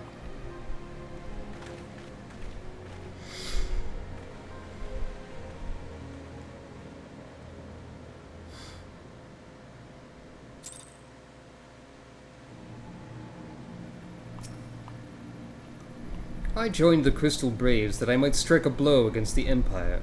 Those who cast their lot with Garlemald should expect no better treatment. Not so much as a hint of remorse. 'Tis well that this sordid business is finally at an end. A friend's betrayal cuts deeper than steel. We must hope that we've chosen our own allies more wisely than Raubahn chose his. Weapon coffer I can't use. Meanwhile... I've heard. Truly bothersome business. Meanwhile, in the Hall of the Shitlord... No, I do not foresee a problem on that front. The main concern is Reborn. There is no telling what the brute might do. Have the Blades watch him in the flames day and night. You may leave the Sultana to me. I shall personally attend her grace.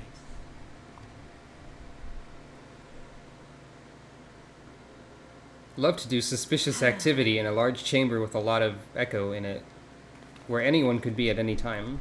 Sever one of the East Aldenard trade routes. That ought to keep Lolorito occupied for a while.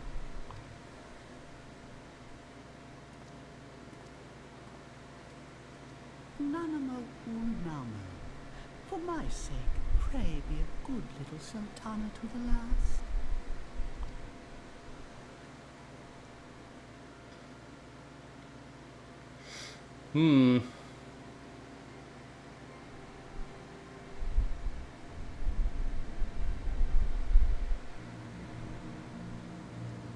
Well, that lady who betrayed us was second in command to Raubahn, so she allegedly had comrades. Let us cling together. Tactics Ogre? Okay. They do like Tactics Ogre in this dev team. Captain Ilbert and I have a few questions for the Flame Marshal regarding the circumstances of her miraculous escape. When we've completed our interrogation, we shall take our findings directly to General Raubahn, and that shall be the end of it. Your work here is done, my friend. My thanks. But I have one last task for you. Return to the Rising Stones and apprise Minfilia of all that's happened. I'm aware that the antecedent held Roeil in high regard. For better or worse, she will want to know how this tale ends. Giant robot casually stomps by in the background.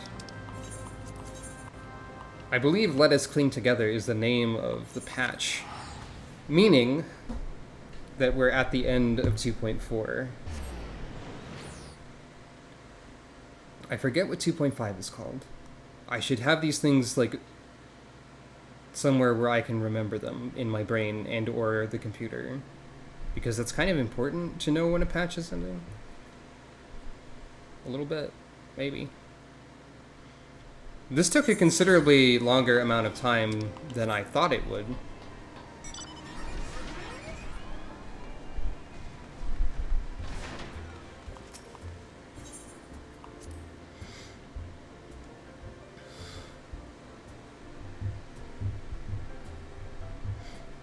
My favorite part of Tactics Ogre is when a guy is like, check out my cool new weapon, it's called a gun. And then he, like, tries demonstrating it and it kills one of his own minions in one hit. And he's like, what the fuck? This is way too dangerous. You take it. And he gives it to some random person. And then if you don't know how to use guns properly in Tactics Ogre, you use them as a bludgeoning weapon. You just hit people with it. Unless you're one of the gun-using classes. That's funny to me. And that's why machinists should be able to hit people with their gun.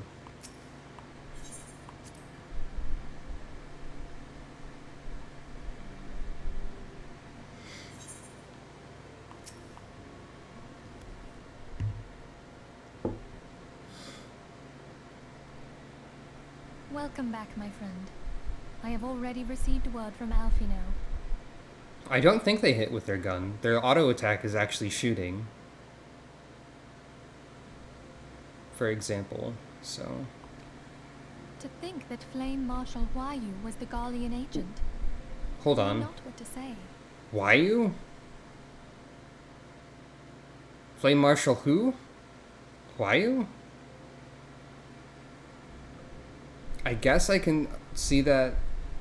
Look, I don't know how to say words or letters or names. I don't believe they have a melee range auto attack. They still fire the gun. Huayu. I was saying it wrong the whole time. Okay. Together with Reborn, Eileen lent us much needed aid at the time of our Order's founding. She was particularly passionate about the need to tackle the primal threat. When we discussed the subject, her eyes fairly shone with determination. Whatever else she may have been, I choose to believe that it was her true self with whom I spoke then. Riolu. But now is not the time to dwell on such matters. It's the end of the I have an patch. important announcement to make regarding our effort to defeat the Asians. We shall begin as soon as everyone is assembled.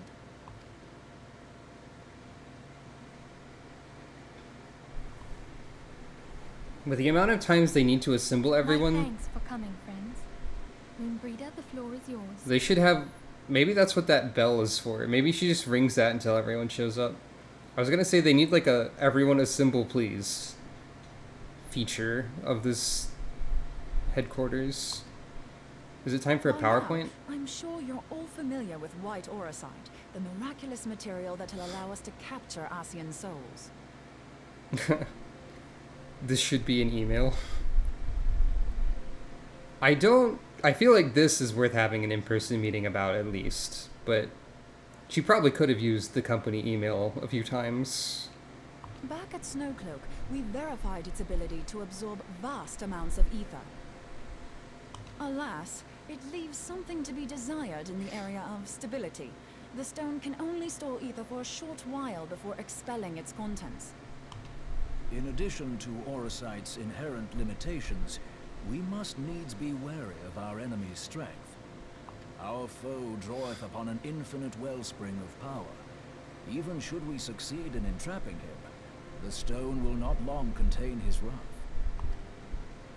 Meaning that, if we want to kill the swine, we'll have to be quick about it.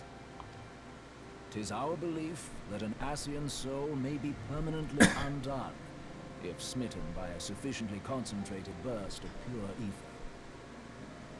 This is a good thing to note. The only trouble is, we can't say for sure how concentrated the burst needs to be. Without knowing how much ether an Asian soul is composed of, we're basically guessing. Our sole clue lieth in thy struggle with La Hebrea. Oh yeah, I did that. During that encounter, Heidelin bid you forge what she called a Blade of Light, a weapon which took the form of a luminous stream of energy. Use ether, make weapon, hit Asian. Got it. Based on your description, we believe the blade with which you vanquished your foe was composed of ether. Admittedly, your victory proved ephemeral, as La Hebrea was able to use a crystal of darkness to flee into the space that lies between our world and the void. As you do. The fact remains, however, that Heidelin placed the means to destroy the Asians in your hands. Be that as it may, it would be unwise to assume that she will do the same when we next encounter such a foe. Quite so, my lady. We must needs find the means to forge our own blade of ether, one to equal that which Heidelin did benevolently bestow upon her champion. You can sort of get something similar from the Palace of the Dead for pretty cheap. But I don't think that's strong enough. That is all well and good, but it seems to me that producing such a blade will require a prodigious quantity of ether. Whence will it come, pray tell? Oh, what if we had 2 pieces of white orosite? One to trap the acid, and the other to store the ether for the blade. You make that seem like it's simple. Oh, nice try. But it's as I said, the stone won't hold ether for any length of time. We'd still need to collect the stuff there and then, sorry to say. And therein lies the rub. Finding a way to create the blade whenever and wherever we choose. It would seem more research is in order. I'm going to linger a while, perform a few more tests on the orosite. And I could do with some help. Urianger, why don't you lend me a hand? Mine apologies, but I am required at the Waking Sands. Lady Minfilia hath given me sole charge of the premises. 'Twould be unseemly to leave them unattended. Sole charge, you say? So you're basically alone there, then? Well, that settles it. I'll just have to come to you.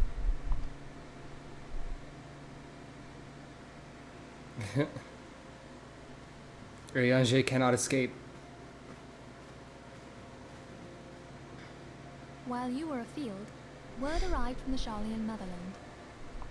You will recall that a survey party was dispatched to investigate the incident at the Isle of Val. What they discovered was troubling, to say the least. To be honest, I keep forgetting about the Isle of Val. According to the But report, okay. the isle has been erased from existence. We knew that. It was as if a hole had been torn in the very fabric of reality. I think we knew that. Aye. Yet the mystery endeth not with the isle's disappearance. It hath come to light that a number of scholars in various other locales were reported missing at a similar juncture. Okay, we didn't know that. What's more, they all had something in common with the head of the students of Baldessium. Every last one of them was researching a phenomenon called dimensional compression, or the rejoining as the ancient texts call it. I'll be damned if that's a coincidence. Huh. That's here, huh? Right? All indications suggest Ascian involvement, but I sense that a force greater still is at work. The entity the Dark Beings call the one true God.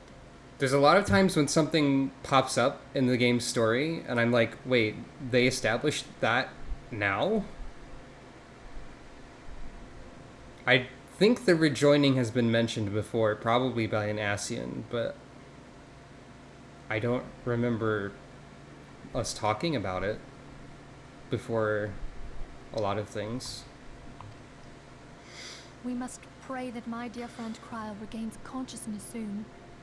If she bore witness to the Isle of Val's final moments, she may be able to shed some light on this mystery. I forgot Kryl was unconscious. I was wondering what was going on with Kryl.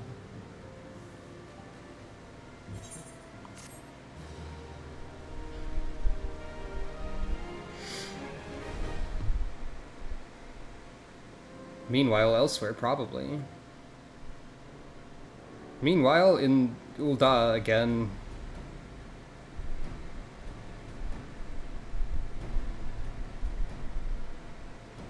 Following the calamity, the forces of the 14th Imperial Legion entrenched themselves in strategic locations across Eorzea. What if Raubon tried to pronounce the Roman numerals and said, like, the Zivth there? And, like, nobody commented on it? So swiftly did they accomplish this, it was suspected that they had received help. To think that it came from Huayu, my right hand. Huayu. I'm having a lot of trouble understanding that series of letters as that series of sounds. And that's simply not part of any of the languages that I know much about.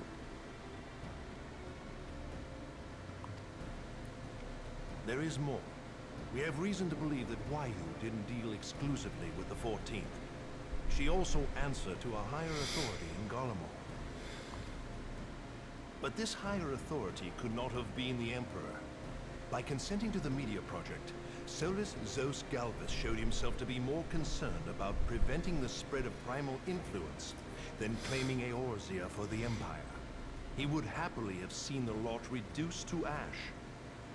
We believe a number of high-ranking figures within the royal household were against the decision, but that they knew better than to oppose the Emperor openly.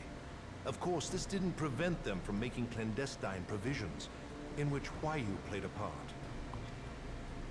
Alas, these provisions did not prevent Dalamud from falling, and the ensuing chaos changed the face of the realm forever.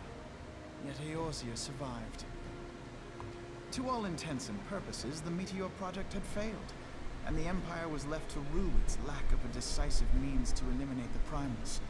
Until, that is, it stumbled upon the Ultima weapon. Even before the accursed thing was dug up, it seemed to me the 14th had the might to overwhelm our weakened armies. Yet they chose to hide behind their walls. Why? The Black Wolf was wary of making the denizens of Eorzea desperate, lest more primals emerged to bleed the land. The discovery of the Ultima weapon, however, emboldened him to resume his war of conquest in earnest. But there was one in Garlemald who believed that Van Belsar's actions were premature. One who stood higher in the Imperial Army's chain of command. He ordered the Legatus to halt his advance, only to find that the Black Wolf had slipped its leash, and that the 14th now acted alone. In a bid to bring Van Belsar to heel, he used the agent he had planted in Ul'dah prior to the Calamity to undermine the Legion's efforts. A man who outranks Van Belsar, yet opposed the late Emperor's decision to annihilate Eorzea. This could only be the former High Legatus of the Garlean army, now known as Emperor Varus Zos Galvus. So he was Huayu's true master.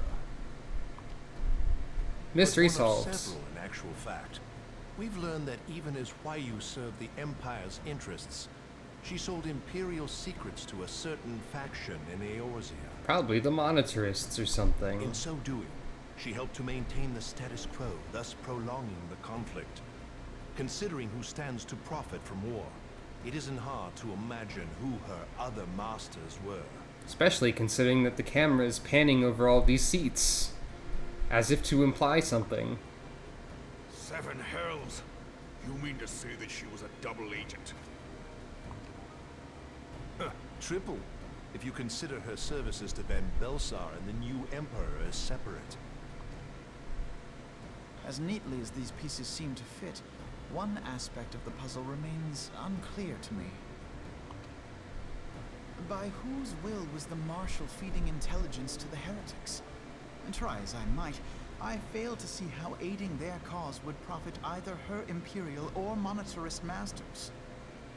Could it be that another hand is at work here? If so, Huayu must be made to reveal whose it is.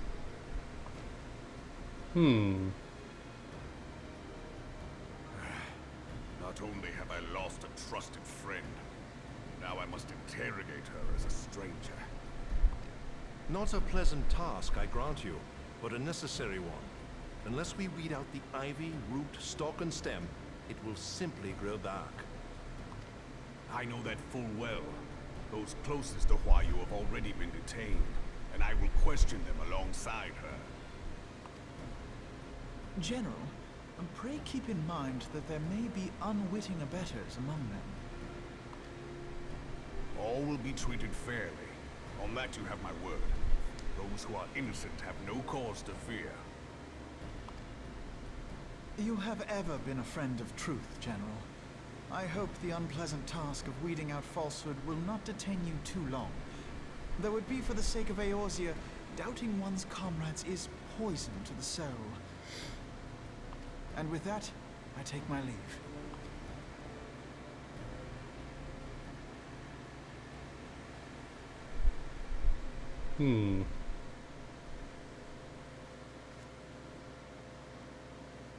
All these years, I've been made to dance to their tune. How could you, Huayu? How could you side with Them. Those cankers who take from this land and give naught in return, who use their power to disempower and grow fat while the people starve.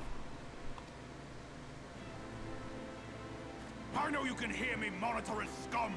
Your crimes will not go unpunished.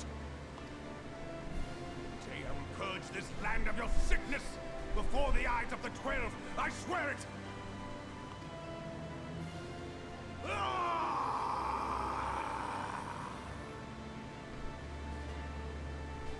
Reborn get pissed. Meanwhile, elsewhere, again.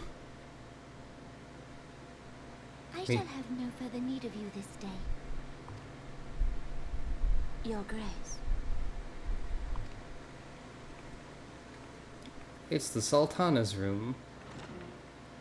She's got some pleasant, like, dessert, some I nice... fear that not even mine own chambers shall remain private for long.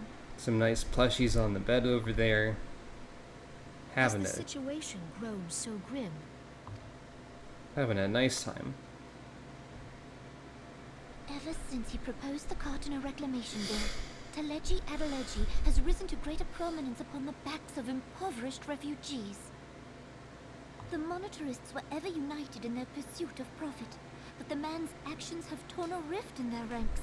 They snap at each other as rabid dogs. This feels like a several cutscenes have been playing in sequence kind of moment, doesn't it? Pineapple upside down cake? I actually don't know what that looks like, to be honest. I see a muffin. The muffin is the identifiable factor in this dessert or food situation. Yet now is not the time to be bickering among ourselves. If this bickering is a threat to law and order, might you not have grounds to dissolve the syndicate? Would that the solution were so simple, Admiral.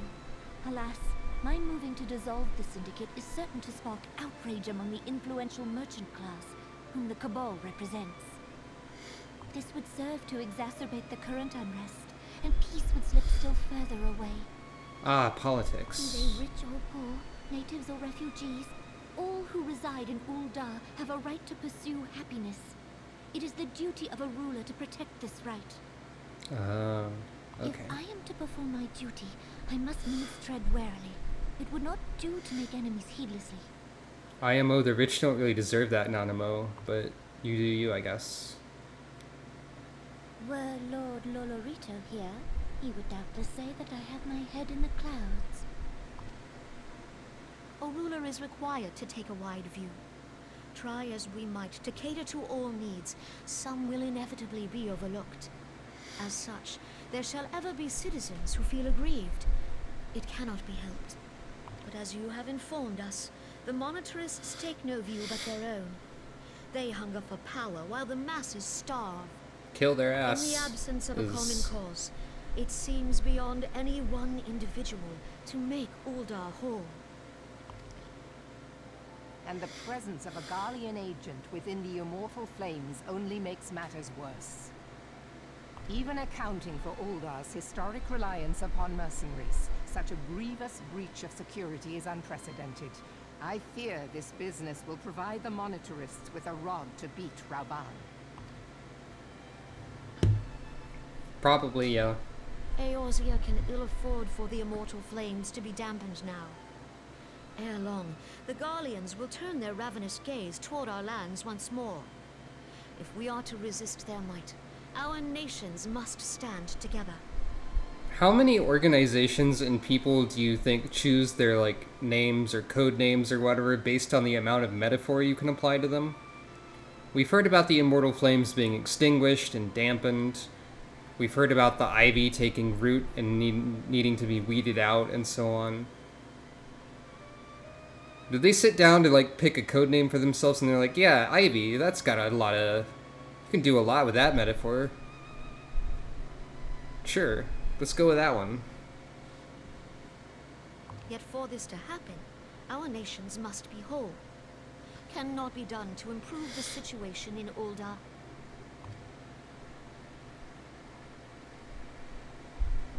true wealth of Uldar lies in the health, happiness, and hopes of her citizens. Alas, the citizens shall never know these things, so long as their lives are ruled by the ambitions of the few. The monetarists claim to represent the best interests of the people, but in sooth they desire only to manipulate them for their own selfish ends. For the government to serve the people, it must be formed of the people. For Uldar to move forward, it is not only the Syndicate that must be dissolved. Nay, you jest.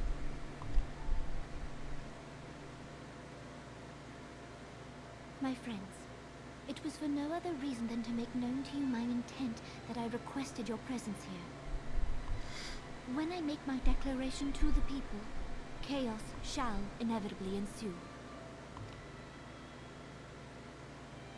As the last monarch in the line of Ul, I make unto you this request. Help Reborn to preserve order and protect the people. Forsake them, and you forsake yourselves. For a strong Eorzea will ever have need of a strong Uldar.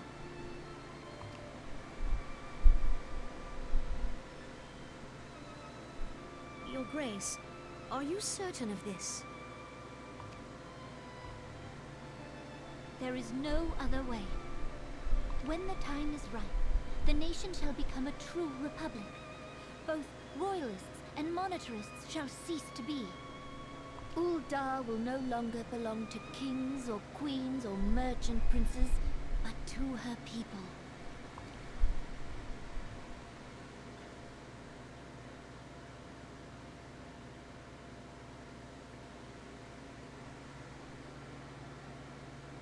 Reborn, forgive me for casting aside all that you have toiled for in my name.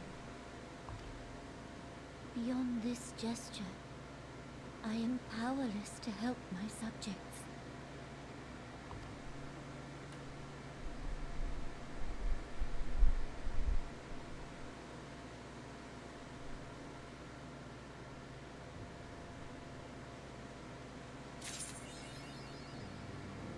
Hooray! Dramatic revelations and plans are unfolding. And also, I got the icebreaker title because it's a pun. I'm gonna be right back.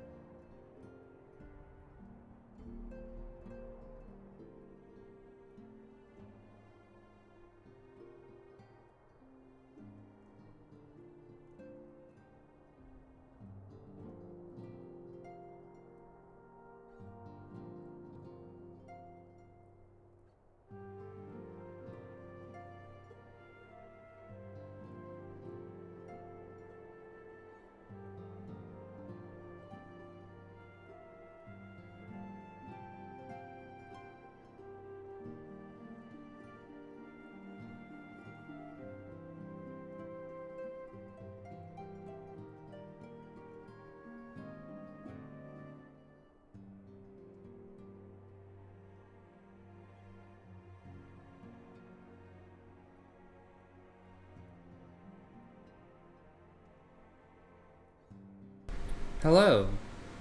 Yeah, it's true that the game has stopped being sold for a while and they stopped offering the free trial and so on. I think the people who have the free trial have like a limited amount of playtime available or something like that.